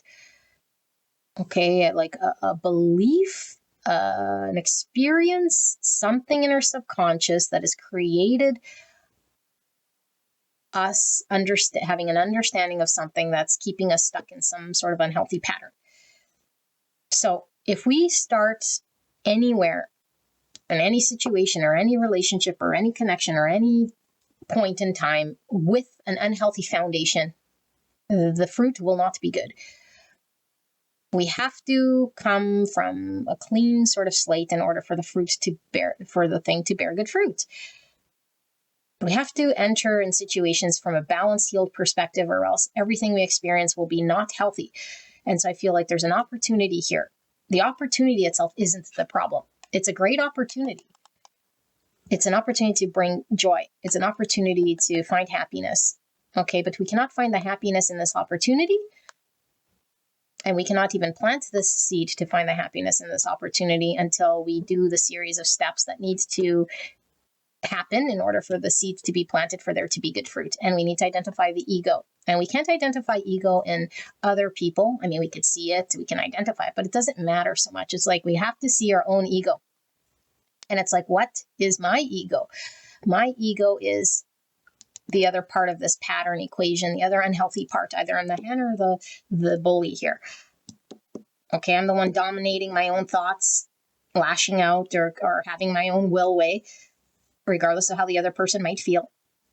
Okay, and so in this society, you might say, well, it's the bully that's the problem. No. Both are equally the problem. Because if there weren't a whole bunch of pushover hens that are just hens because of trauma, we have to look at the underlying issue of why this hen's being a hen. Okay, and we might say, well, it's its natural state to be a hen. No, what Spirit is showing is this hen is behaving like a hen because they're trying to have some form of outcome here. Okay, they have some intention here that goes beyond this opportunity and this situation that they need to examine. And so they can't lean into this hen energy and expect to have victory in this situation. They need to pull themselves out and have a more enlightened perspective and see things differently in order for this pattern, this addiction, this unhealthy way of being to break and to change. So we want the situation to change. We want it to get better. We want it to move forward. We don't want to be in bickering. We don't want to get stuck. Then we need to change ourselves, because the only person we can change in any situation is our own self. How do we change self? We have to examine our own thoughts, and we have to sit and reflect, and we have to be open to a complete turnaround. We have to sit and examine the ego, sit with spirit, know where we made a mess of things or why things are a mess, because we are half of the reason why things are a mess. And we got to confront this. And so we confront this so that we can come from a more balanced state, so we can show up, so that we can contribute positive energy. It doesn't matter if this person's toxic or whatever they're doing. Okay, because if you want to cut them out, go ahead, cut them out and move on with yourself. Okay, but I feel like we're involved in a situation here where someone is misbehaving or being immature, or just it's a thing that needs to, that could, that should, that might be able to move forward, that could be very fruitful here. And maybe we know, like, okay, there's an opportunity. I see happiness somewhere here, but it's like I can't get beyond this sort of stuck thing that keeps happening between me and this person, or the situation that keeps repeating. It's like, why is it keep repeating? Why isn't it working? Why is because we need to confront our own ego. We need to sit with ourselves. We need to reflect. And so once we heal and become more balanced, then we can contribute, and we're open to giving and receiving in a flow state that's better than right now, because right now we're not balanced. And so we're tipping the energy. And so when we're in that imbalanced, unhealed energy, there's only one way for this person to be. And so we have to find our own wolf energy here. Okay. This is our own independence. This is our own ability to speak truth. This is our own ability to face our fear. Okay. And so this wolf is howling at the moon. And so I feel like it's like, take a good look at your own subconscious and your own emotions, then work with that. Like, only you can work with this. There's no one else involved in this experience of looking at the emotions, digging into the subconscious, identifying why we're peacekeeping or we're pushover. Now, like I said, you could be on either side of this thing, right? But it's like, then we become more enlightened and we see ourselves and say, yeah, you know what? I was trying to keep peace here because I really wanted to be loved or liked. And so this is a pattern in my day-to-day where I just go along or agree with people because I want to be accepted and I'd rather just not argue. And it's like, okay, but we need to confront, like not arguing is one thing, but not speaking our piece, and creating something here, because I feel like there's something to be created or planted that could be, grown into a fruit that we can contribute. Or we could just avoid doing this work altogether and make excuses and reasons why it's not working and say it's this person or this circumstance because all I've been is nice. And it's like, okay, well, you're not creating the thing here because you're not putting the due diligence and the work towards what needs to be confronted. And so what happens here is, yeah, maybe the situation, which I doubt, will get better. It's not going to get better. And if it does, it's very temperamental because the root of the problem here needs to be resolved, which is how you engage. Okay, there's a root here of a repeat pattern, a way of engagement that you will never overcome unless you're consciously, actively changing and putting work towards and confronting. And that's the egoic self. The ego self comes out when it feels threatened. The ego self feels out when it feels fear of losing or when it feels fear of being judged, or when any time the ego comes out is because it's threatened. So that isn't a good intention. I just want to keep peace because I'm like Mother Teresa. No, you want to keep peace here because of your ego. You don't want to lose out. You don't want to be, without. You want to be approved. You want to be accepted. You want to be loved. That's selfishness. That's not goodness. So there's this 3 swords we're needing to heal. Okay, and I feel like it's easier for us to be, because I feel like with this 4 cups, I do feel it's your energy. I feel 2 energies. One is, I think in this situation, we might have felt rejected. Okay, we feel rejected. And when we feel rejected, it's easy for the ego to say, it's someone else's problem. Clearly, I've been more than accommodating. Clearly, I've done all of these things. And so therefore, I'm going to sit 4 cups saying, it's not me. And I'll just sort of remove myself here. But we haven't done the hangman yet. We haven't done the cave. We're just doing an early cop-out, saying, I'll put my boundary here and not to talk to this person anymore. They're a narcissist. Okay, they're a narcissist. And then we go and we deal with someone else and then they act in a certain way. And so that person's a narcissist too. Oh my gosh, all these narcissists running around. Really? Or are we just in some unhealthy way of engagement with people because we have not a healthy slate here? And I'm not blaming you for not, again, if this is you, having a clean slate or a healthy slate here, because we need to identify where the ego is like trapped in the subconscious here that makes it not good for people to engage with us in a balanced, healthy way, where we could stand up, speak our truth, be independent, speak up, even if we have fear or fear of losing out or fear of not belonging. But we can only do this when we face our own sort of darkness, when we go in the cave and have reflection and come out like with a complete different opinion about ourselves and say, you know what, I completely see myself differently now. I've now worked with my own ego, with the divine, to understand that I can shift situations here dependent on how I engage. And so when I engage as a pushover or someone who's just, an agreement energy constantly, then I get the same outcome. And so I could forever be seeking someone who is going to be my match, thinking that there's going to be someone out there that's going to balance me out in some way. And it's like, you could, but you're in the forever seeking. And then what happens when that person changes, or what happens, like there's a constant up and down. We need to identify the cycle. So if we're in a cycle with someone and it's like we keep getting into these arguments, we keep getting into battle. You know, it feels like this person keeps battling me, and it's like, we'll do better. And then we get into an argument or a battle all of a sudden. And it's like, yeah, then if we keep repeating this, we have to go back to our own, what triggered us in order to become the hen-like or whatever energy we're in. Have to heal that, reflect on that, identify the pattern, and then want to be consciously making change, you know, and the changes, and I'm just going to block them out and put a boundary and know that I'm right. It's like, no. It's like, why are we in this energy? Are we speaking our truth? Are we facing our fear? Are we just wanting to be, like I said, like accepted here? So let's see what it is that's then, because I feel like there's sort of a final message here of something like, yes, sit with the subconscious and see, but it's like, okay, what is it that pile number 3 then can do a little more here? Can we get some insight to pile number 3 spirit in this situation that they're dealing with here? More guidance, more information, any questions they might have still about their situation. So if you're putting a boundary or you're just rejecting someone now because it's easier than to deal with them, you might need to deal with them in order for you to overcome your own shadow.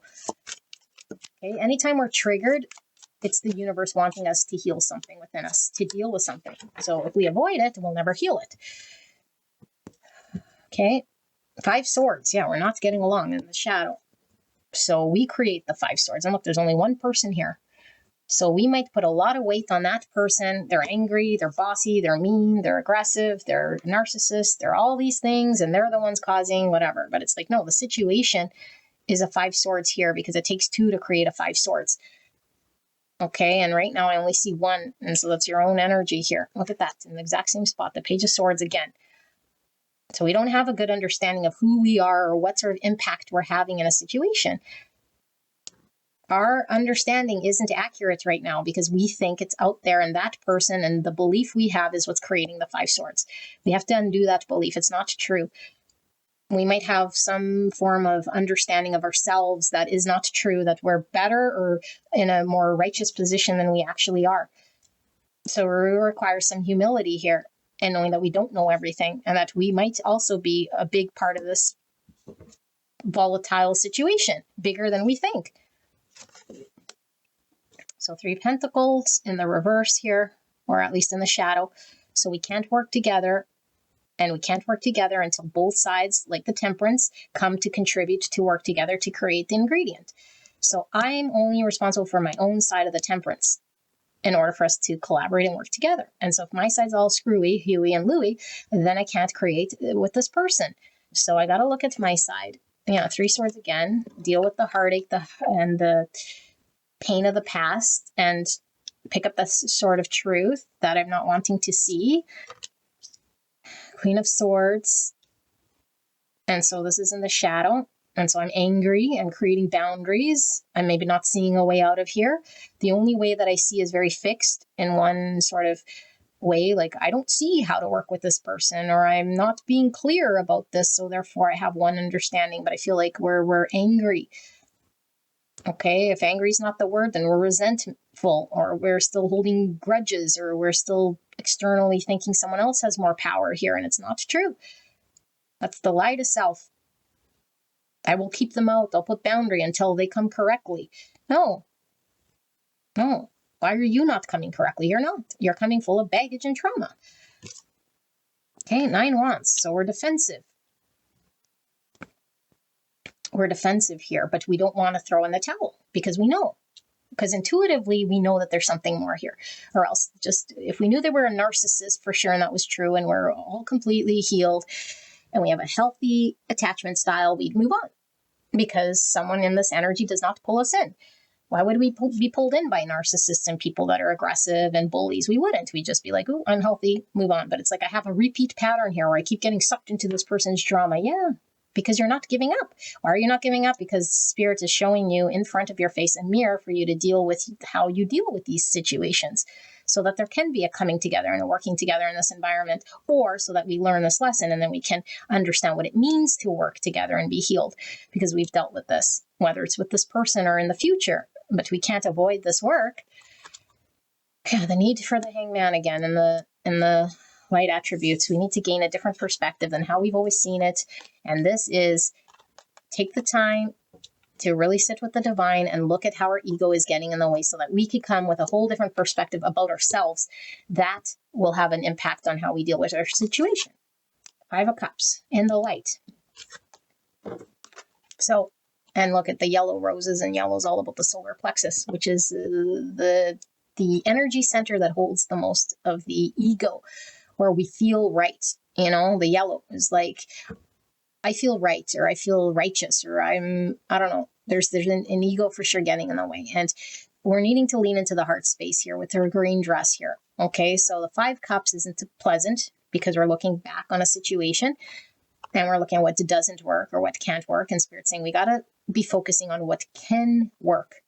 And the only way we can salvage from a situation of what can work is by identifying our own ego, identifying where we can be in our heart space, working with what is still okay. But the only way to identify this is to acknowledge it and sit and reflect so that we can actually see it, not get in our own way. We can't see it if the buzzing of the trauma is loud. We can't see it if the 3 Swords is overpowering this ability to see from a greater perspective. We'll constantly see the bad in the situation. We'll constantly see where we're the victim. We'll constantly be stuck in someone else's story and disappointed and not clear and putting boundaries and being defensive and going in the back and forth and saying, well, it's this person that needs to heal. It's like, no, we need to gain a different perspective of ourselves so that we pull ourselves out of a 5 Swords situation and deal with this 5 Cups differently. And it's all in how we deal with it and see it. It had nothing to do with anyone else. Yeah, the moon. So we're seeing it from our own perspective. And our own perspective is, I feel fear. And that's the driver here. Whatever your fear might be. Fear of never talking to this person again. Fear of, I don't know, whatever the fear is. The fear you won't get the outcome you want. The fear, whatever is also in the subconscious here of the pain, is creating the perception we have out there that isn't true. It's the veil of the moonlight. And so out there looks a certain way that I believe, and it's an untruth. Okay, that's creating all sorts of havoc in this situation. And so we need to get honest with the truth and sit with our emotions. And once we see it, we have a shift in perspective. Now we can engage with this person differently. We can be taking accountability when we're too much of a pushover or too much of a hen or too much of a fear that's driving the agenda. Okay. And it takes pulling out that sort of truth so we could get honest with ourselves and our own ego. Pile number 3, this is your reading. I feel I'm done. Okay. So I hope this helped you guys to gain a different perspective, and I'll see you at the next one. Bye-bye. Hello, gorgeous angels. Pile number 4. You guys pick the Wizard's Tarot. I'm going to flip this like this because it has the different suits in here and I might get confused. What are we looking at? We're taking a look at the person on your mind. Why did I say the person on your mind? Oh my goodness. Maybe you have a person on your mind. I just finished pile 3. 2 people there. So you could certainly have a person. But what are we looking at? We're looking at it at... Holy fuck, am I forgetting what I'm doing here? Linda, go back to bed. A situation. You're stuck at a yuck. Okay, why are you stuck? How are you stuck? What's the reason for your stuckness? Okay, go back to the disclaimer to see what this reason's about. Okay, or this reason. I don't. Should I just go back to bed? Guys, like what's going on here? Why you're stuck could be a reason that you already know, but you don't want to accept or see. Okay, because 99% of the time we're stuck in situations that has everything to do with our own ability to see through a shadow or see through something we're just resisting or just in denial about. Okay, so it might be triggering here, and I'm not trying to cause trigger, but I want you to be free from whatever or see this position. And so this messaging could come through from a different perspective, meaning it could be your situation coming through objectively, giving you clarity around something. Okay, and so if we're very heavy in our perception, we might not understand it. But we have to be open to it so that we can intake the messaging. We don't force it. It should have to do with our situation. Okay, it could come through from someone else's point of view or perspective that sheds some light so that we gain a better understanding. Okay, but you crisscross the energy as you see fit. Don't force it to fit. Okay, I have pre-shuffled oracle cards. Let's take a look before I get all confused here. So we have the tier number 52 or the number 7. The tier. Okay. mortification, which is the death card. And we have number 68. 68, okay. Or number 14, which is temperance energy. We have Chiron. Number 11. So Scorpio energy and Chiron is all about healing traumas, going through the healing process. So I'm getting like Pluto and Chiron energy here, quite heavy. Very heavy Scorpio energy. Okay, and then we have the shapeshifter. Light attributes, skill at navigating through different levels of consciousness, ability to see the potential in everything. Shadow attribute, projecting an image that serves your personal agenda in the moment. And jellyfish. So the jellyfish has no spines, kind of thrown to and fro. Okay, let's do the tarot before we start to channel. So Spirit, clear and concise message for the greatest and highest good of beautiful pile number 4. Why are they stuck? How are they stuck? Information regarding their situation so that they know. My goodness, what is going on here? So you have no idea what's going on here. Let's do that again.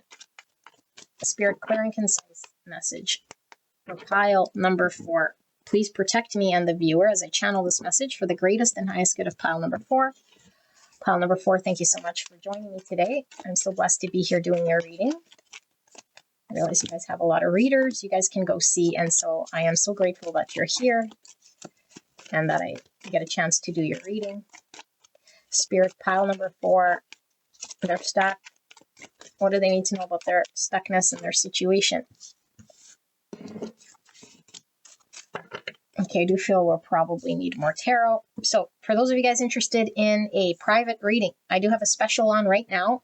Okay, 15% off all private readings, all jewelry, private at prairievintagejewelry.com.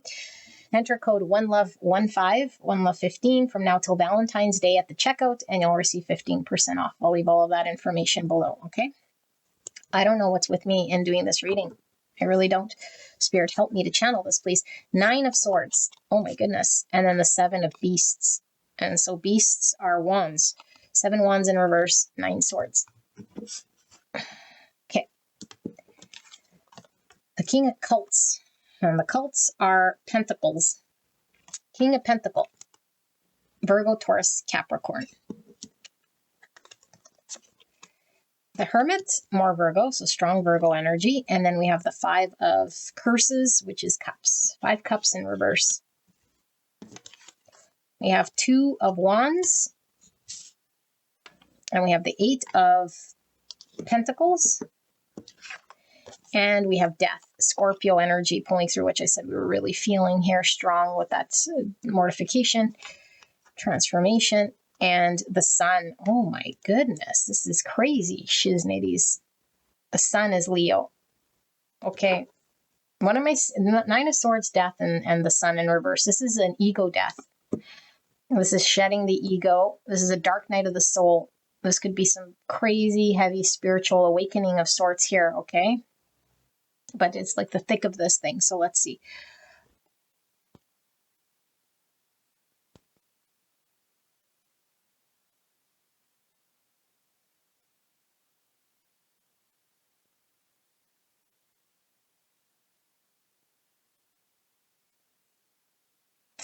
Okay.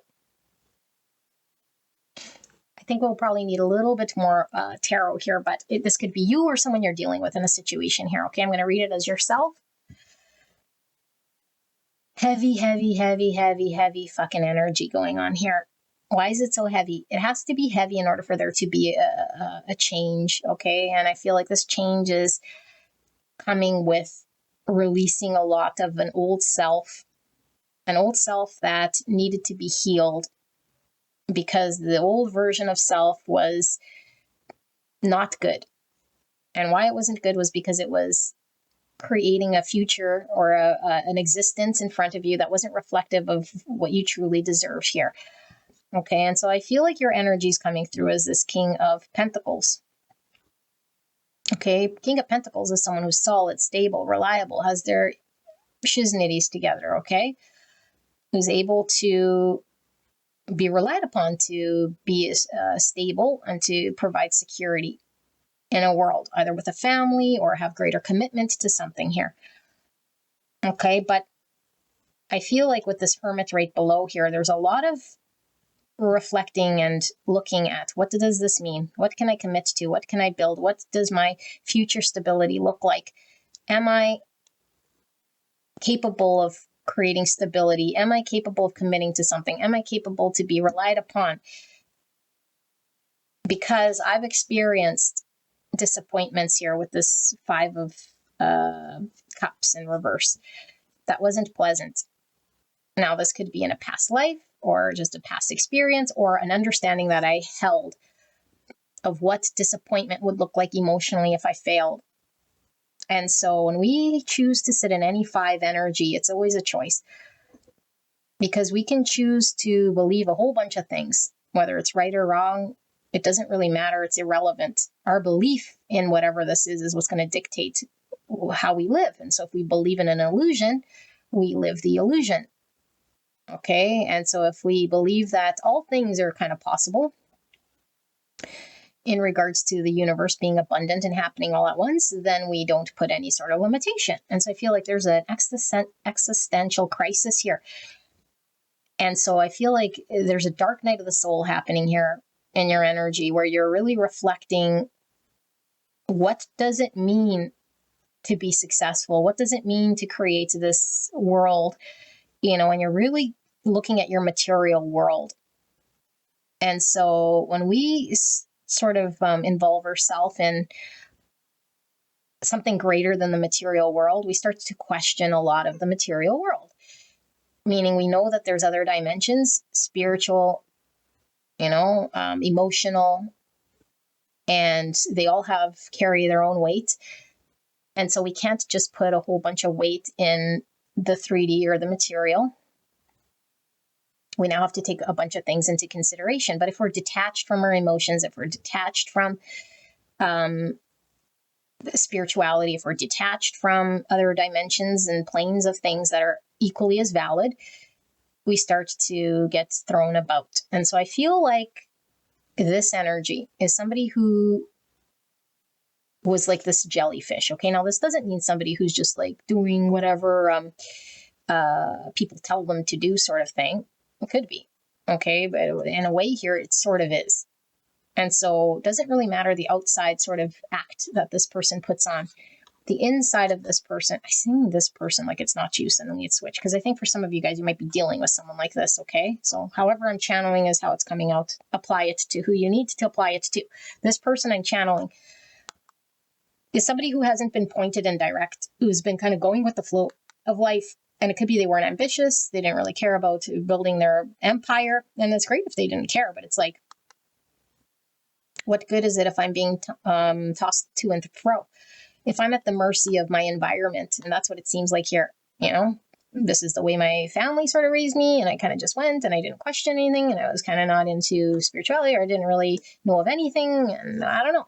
I'm saying spirituality. I don't know what the thing is here, but I feel like there was a one-track mind, and the one-track mind here is maybe just to enjoy the moment, which nothing wrong with enjoying the moment. But if we're enjoying the moment, but we haven't healed and we haven't developed, then this is going to come back to haunt us.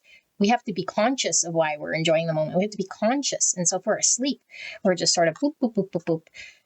And now life is throwing us to and fro and to and fro. And we're like in this tear energy, because I feel like whatever situation you're dealing with, okay, if this is your energy, it's like I'm now being shown the sadness which is in my life right now, or this experience. It's reflecting back to me the state I've been in, which is the sleepy state of being thrown to and fro. And so now it's even more apparent to me that I have healing I need to do. And now it's more apparent to me that I need to transform and I need to release. It's more apparent to me that I need to work with my own energy to become something here, because I feel like there's value in creating a version of myself that now I see as a possibility for me. That might have not have been intriguing, or might have not have been someone I thought I could be, this reliable King of Pentacles. I mean, the King of Pentacles is somebody who is very, very solid. This is father energy, consistent, dedicated, committed. and he could retire and be relied upon to be the pillar of his community or his family. And so if we don't know how to get here, if we're like, I'm sensing a very strong masculine energy here, you know, like then we feel like we're not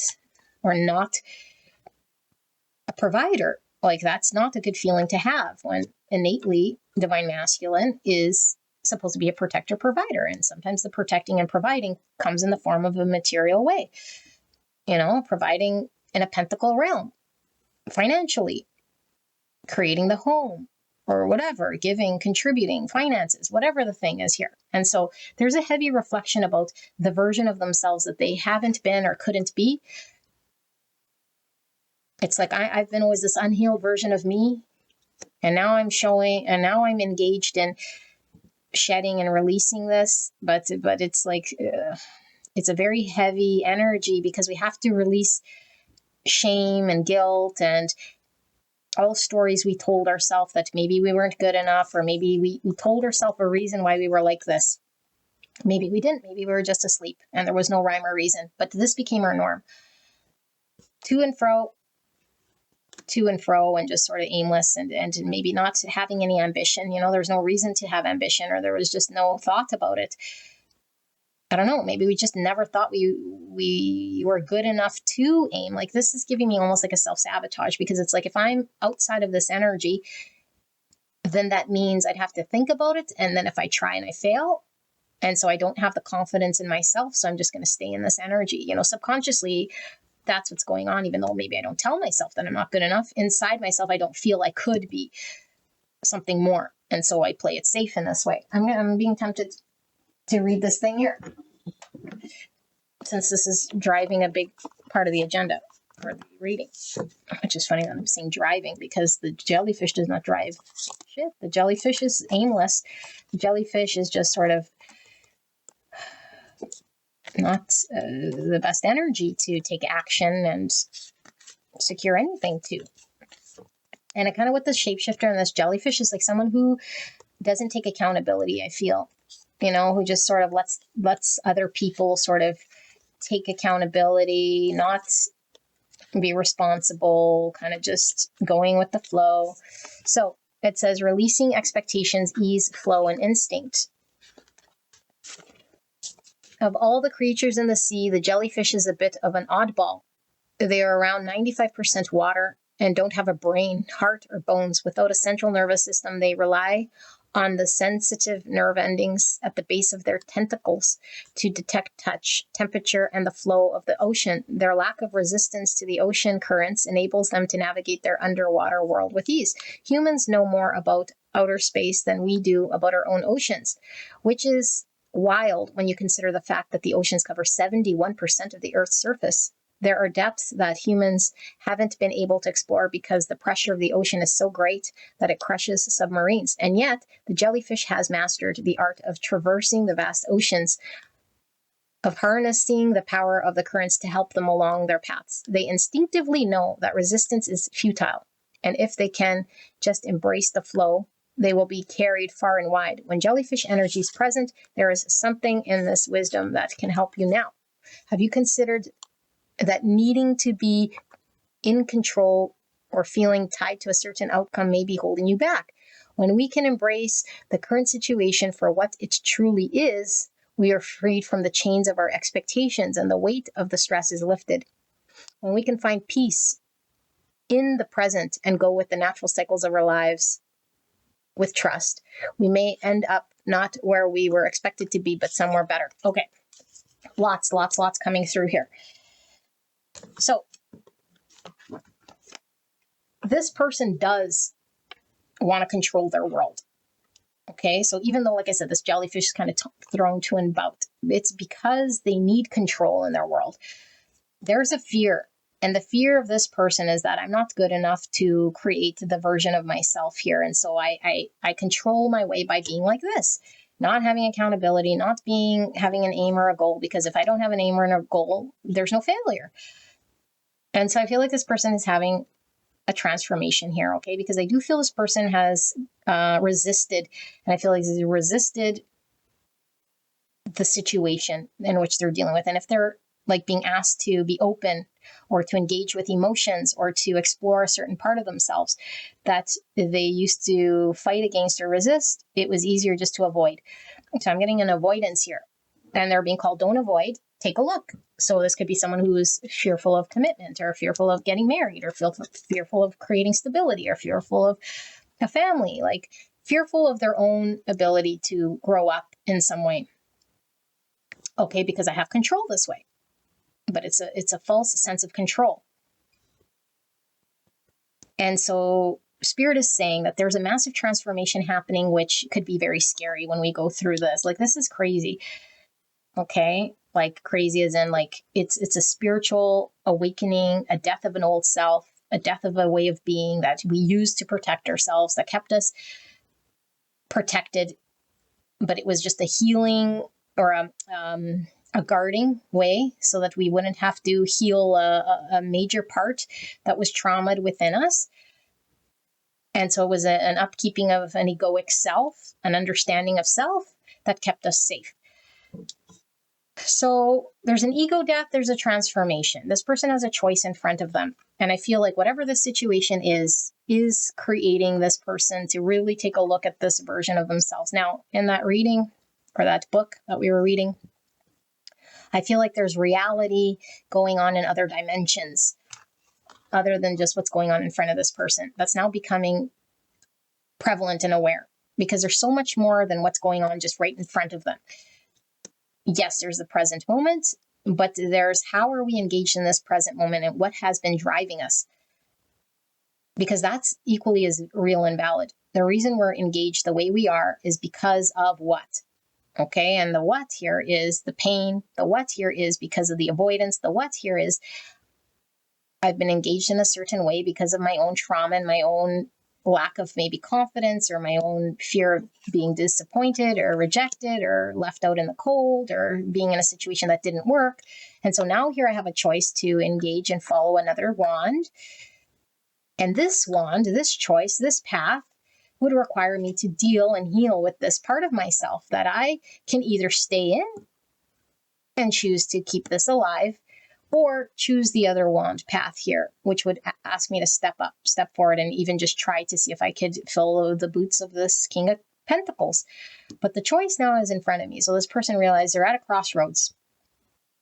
Okay, and so this Eight of Cups is the Eight Pentacles. And so what is the Eight Pentacles? This is putting the energy and the effort and the dedication and the commitments towards accomplishing something in the 3D world. Okay, and so we know if we don't put the energy, the time, and the dedication, we end up getting the same sort of results. We can wish, we can dream, we can hope, we can avoid. Nothing will change in the 3D world unless we do. So there's like a need to do. Okay, that's how this person is looking at this situation. Like the wand here is asking me to do something. In order for me to go down that new wand or that new pathway, it's going to take effort. It's going to take commitment. It's going to take energy from me. And so I feel like this person has been in a long reflective period here with the Hermit. You know, who am I? Like this existential crisis. Who am I? Am I really somebody who's confident enough to build this? And what about the fear and what I've been doing and blah, blah, blah, blah, blah. And now here we are at the crossroads, seeing the decision. So there's no more avoidance. The subconscious isn't pretending there's no choice in front of them. It's like I see consciously it's two choices, one to stay the same and the other to heal this about myself actively. And I know that when I heal myself actively and put in this time and this energy and dedicate myself, that I will have a transformation, which would require me releasing the old version of myself, the version of myself that thought it was controlling itself by avoidance or by not taking accountability or being, just kind of thrown with the currents. And so I feel like there's, because the water, it was talking about it being, I don't know, what was the percentage of water, 71% water or something like this. It's because I feel like this person is recognizing that emotions are also needing to be taken into consideration here. Like there's pentacles, right? But like I was talking about the different worlds that we can pretend or just like imaginary. It's like, well, we could pretend emotions are not a thing because we don't see it. And we could be going against how we feel in order to avoid, and so I feel like this person is now in a higher state of emotional energy. Like they have to deal with their emotions because it's driving a lot of their decision now. And of course, we don't want to make decisions when we're highly emotional, okay, especially if the emotion is pain. But I feel like because this person suppressed their emotions or not looked at their emotions or went against or just sort of pretended or avoided them, it's now tipped the scales to this emotional reflection that they have to sort of look at the emotion and deal with the emotion and not suppress it and say it doesn't matter as much as the pentacle realm, or it doesn't have as much weight in my world. And I think this is what this person did. It's like they didn't give credence to emotions. They didn't give weight to emotions. So they might have just dismissed emotions as something that was like for the weak or wasn't required or wasn't real. It's just, it's subjective, you know, emotions are subjective. So either I could feed the emotion or I could just like acknowledge it's there, but it doesn't have any pull over me. And that makes me strong in some way. Okay. But it's like, no, your emotions are there telling you something. So when it's a true emotion, and I feel like this person with this heart is like this heart and this emotion, this percent of water is now, they have to deal with their emotion without running away or not taking action. And so here I am at this crossroads. And how do I deal with my emotion? I have to put in the effort towards that path in which is going to allow me to release the old version of myself and shed the egoic belief I had. All the stories I told myself or the version of myself that was ego has to come down. That's the release. And that's where I'm going to have the most change. And so I feel like this person is working their way through enlightenment so that they could be very clear here and provide clarity in a situation that isn't quite clear right now. You know, and it's like, it's not clear because I feel this person feels they don't have a fighting chance with the 7 of Wands in reverse. It's like, all I know is the version of me that I have been, and I don't have a fighting chance. All I know is the version of me, and therefore I'm lacking all this confidence. And the fear was sort of getting in my way of it not going well, or me being left looking at spilt milk, or like regretting getting hurt. And so I don't try at all because I don't want to be left or rejected or go through any sort of sadness. And so I don't try. I just give up. I feel like I'm not confident to stand and win this battle. Okay. And so this is what was keeping me stuck, is my anxiety about my ability to stand confidently to win at this. So the wand would require me to have confidence in myself, not to give up. And I'd have to trust that I'm on a higher ground and that my fears of what I tell myself and my beliefs of what I tell myself and the story of what I think is the only thing that's getting in my way. And so there's a lot of sleepless nights, anxiety, like a lot of anxiety here, you know, and this is really, really dark, heavy stuff. Like this person might be severely like pulled away, like reflecting this, like, but it's conscious, you know, it's happening subconsciously, but also consciously. And so there's a lot of healing going on with this person. And I feel like the wand is leading them towards this release and towards this transformation that's inevitable, so that they can become enlightened and see their path. But right now, I don't think the path is illuminated just yet, because we're still in the process of the ego death and the dark night of the soul and finding the confidence to fight the demons and the battles and whatever else we need to, you know, the inner demons, of course. Because I feel like this wand would require this person to step into their truest form, which is 1, take action on your feelings, and 2, you're capable of being depended upon and relied upon if you step into your true form here, which would require you to release the old version of self. And I feel like I'm repeating myself, but this is kind of what I feel. And so what's been holding this person back is this, with the tear and the 5 of cups, is really like the understanding of what won't work or what hasn't worked in the past, or the version of me that's a disappointment or that is going to create sadness or be rejected. It's like, that's a very low understanding of self. I'm always rejected. It never works. I don't, you know, like I'm never happy, or I don't know, whatever the thing is, I can't create a difference. It's not going to be good anyway. It's just feelings and emotions. And that's the story I always told myself. And so when I was at the crossroads in the past, I just always chose to avoid or ignore or not to do. And now it's like, I know I need to do because it's caught up to me. So I need to do. And so I feel like this person's coming out of their hermit energy. Okay, so that they can face this crossroads and do so that they can release whatever they're needing to release and have this beautiful transformation. So, but I still feel like the thoughts get in the way. And so why is it taking long, or why is it stalled, or what's going on here is because sometimes my own thought says something and then it stalls me out. So let's wrap up this reading then for pile number 4, Spirit. Pile number 4, this energy that I'm tapped into. Why is this person stuck? What is this stuck energy about, Spirit?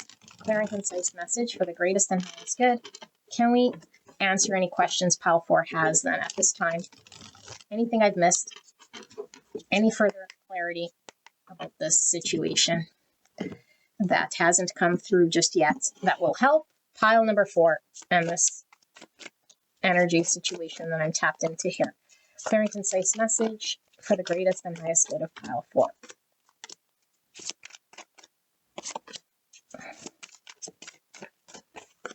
Okay. The devil. Capricorn energy. We're releasing unhealthy ways because that was very unhealthy, right? Okay. 3 swords. Yeah. The pain is what I was attached to. I have to deal and heal the 3 swords. Healing. Okay. The hurts. And it's like there could be like the chain here, the illusion of the devil is my belief of what's holding me to this pain. And as long as I identify with the pain, or I hold the chains, believe those chains to be true, then I'm always dictated by the pain. I'm always dictated by the anticipation of what could potentially go wrong because I've experienced pain. And so these are imaginary chains. Nothing's really holding this person back except for the chain to the pain of the past.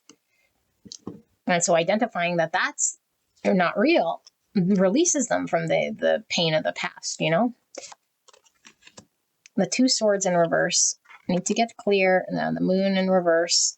So this is Cancer, Pisces, and it's about coming out of our fear so that we can make a decision, deal with our emotions, our subconscious. 3 of beasts. Beasts are wands, so we can move forward and expand. And we have the Queen of Beasts, Queen of Wands, Aries, Leo, Sagittarius, and then the 6 of curses. Curses is cups. 6 cups. Person, place, thing of the past.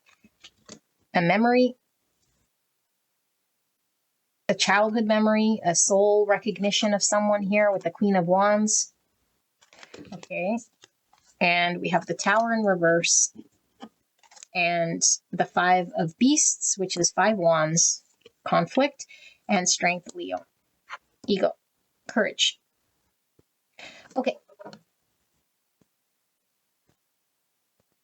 This situation is only being stalled out because of a devilly energy, which is an unhealthy way that this person engages. And so this person is coming out of fear and facing their emotions. And I feel like because it's in the reverse here, I do feel they're moving forward with this 3 of wands. Okay. This is someone who's done the work, who's doing the work, laying the foundation in order for them to get forward momentum, to grow, to expand, to get on the ship, to have a change in their world.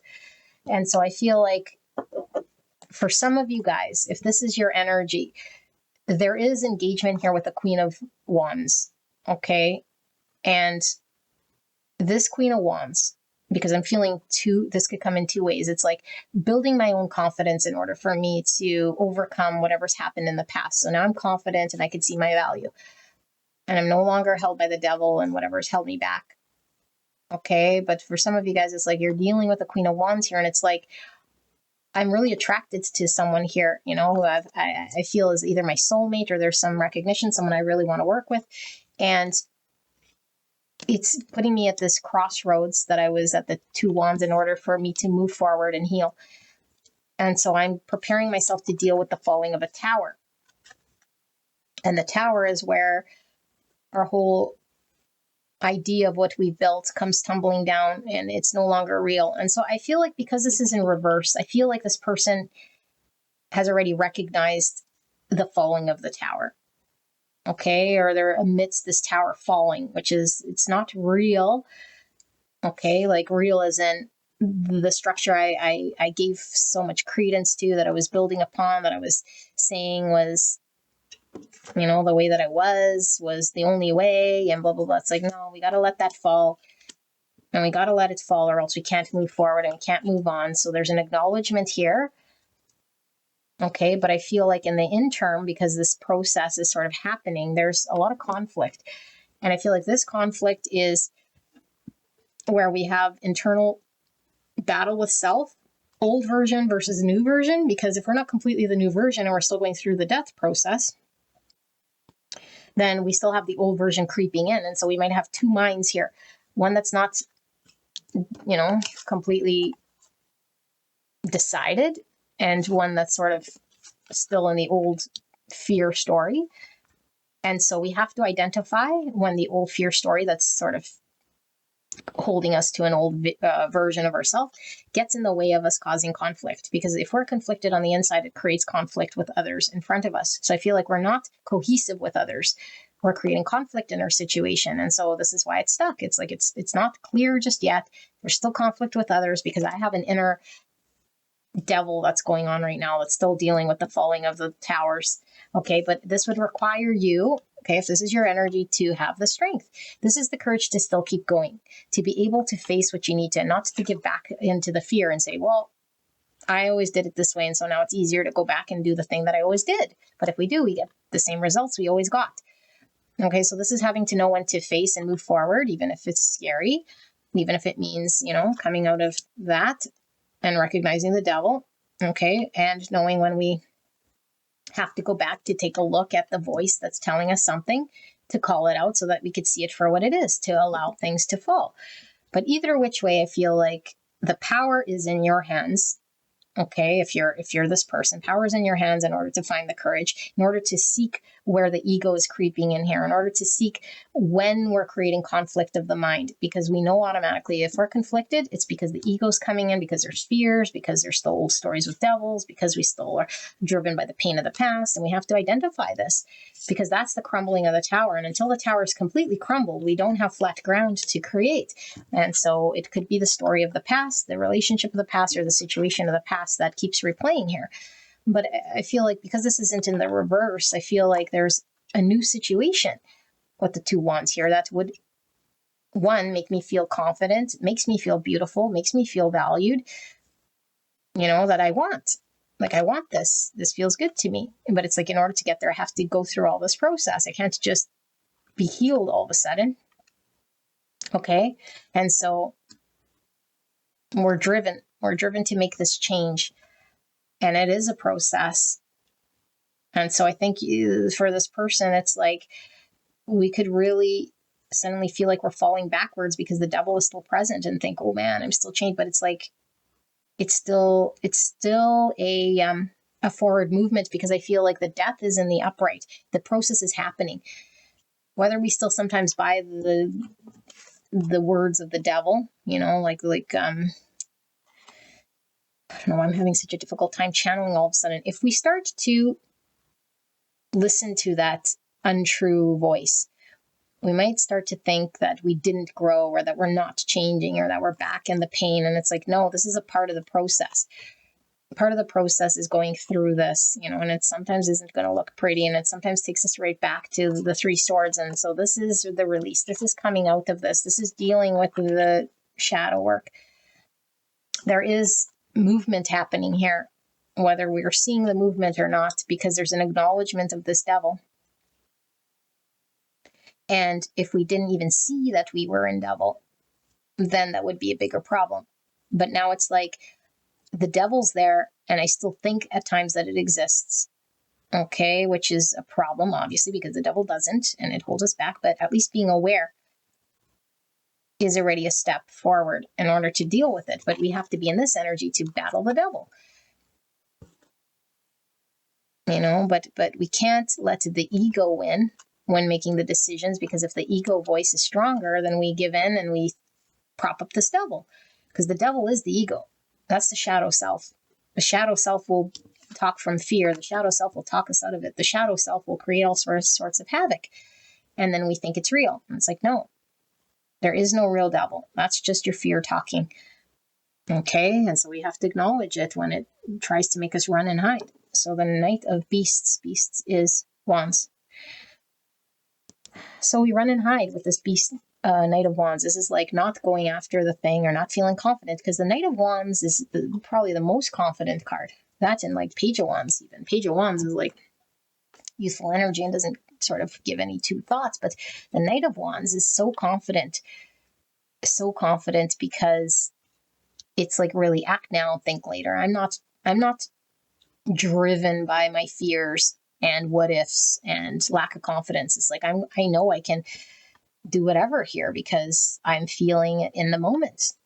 And the more we build that sort of energy under our belt, then the more confident we are. It's like I did something here. I put myself out on a limb and I had success and I had victory and it felt good. And it's like, great. And then we get a feather in our cap and we keep doing this process. And that's how we stack up our confidence, But if we never take that chance or that action, then we sort of stay in the devil. And so that's what I feel that 8 Pentacles is like every day sort of that practical effort towards the confidence, doing the thing that makes me uncomfortable, being in the Knight of Wands energy, saying the thing, doing the thing, without thinking, oh, I'm going to get rejected, or without going back to having the fear or being restricted or talking myself out of it. It's like, no, have confidence to do that thing, because I feel like you're attracted to someone or something here, and the situation's requiring you to build your confidence here, okay, from whatever state. And so I feel like we might be I don't know, feeling like we're less than, or we're not quite at the level here of where we need to be, and that's not true. Okay, but we won't see it or believe it until we experience it. And so this is what you're being asked to do, like pretend, fake it till you make it with the shapeshifter. Obviously be authentic, but it's like fake it till you make it, fake it till you make it. Constant effort is going to allow you to overcome this thing and heal this wound and see for yourself and believe in yourself and have trust in yourself and have the courage, and build this version of you. Like, look, this person is able to accomplish anything, because this is really your energy. And so I feel you want to build something, and you can, and that is your true form. So beautiful angels, this is your reading, pile number 4. I hope this helped you, and I will see you at the next one. Bye-bye.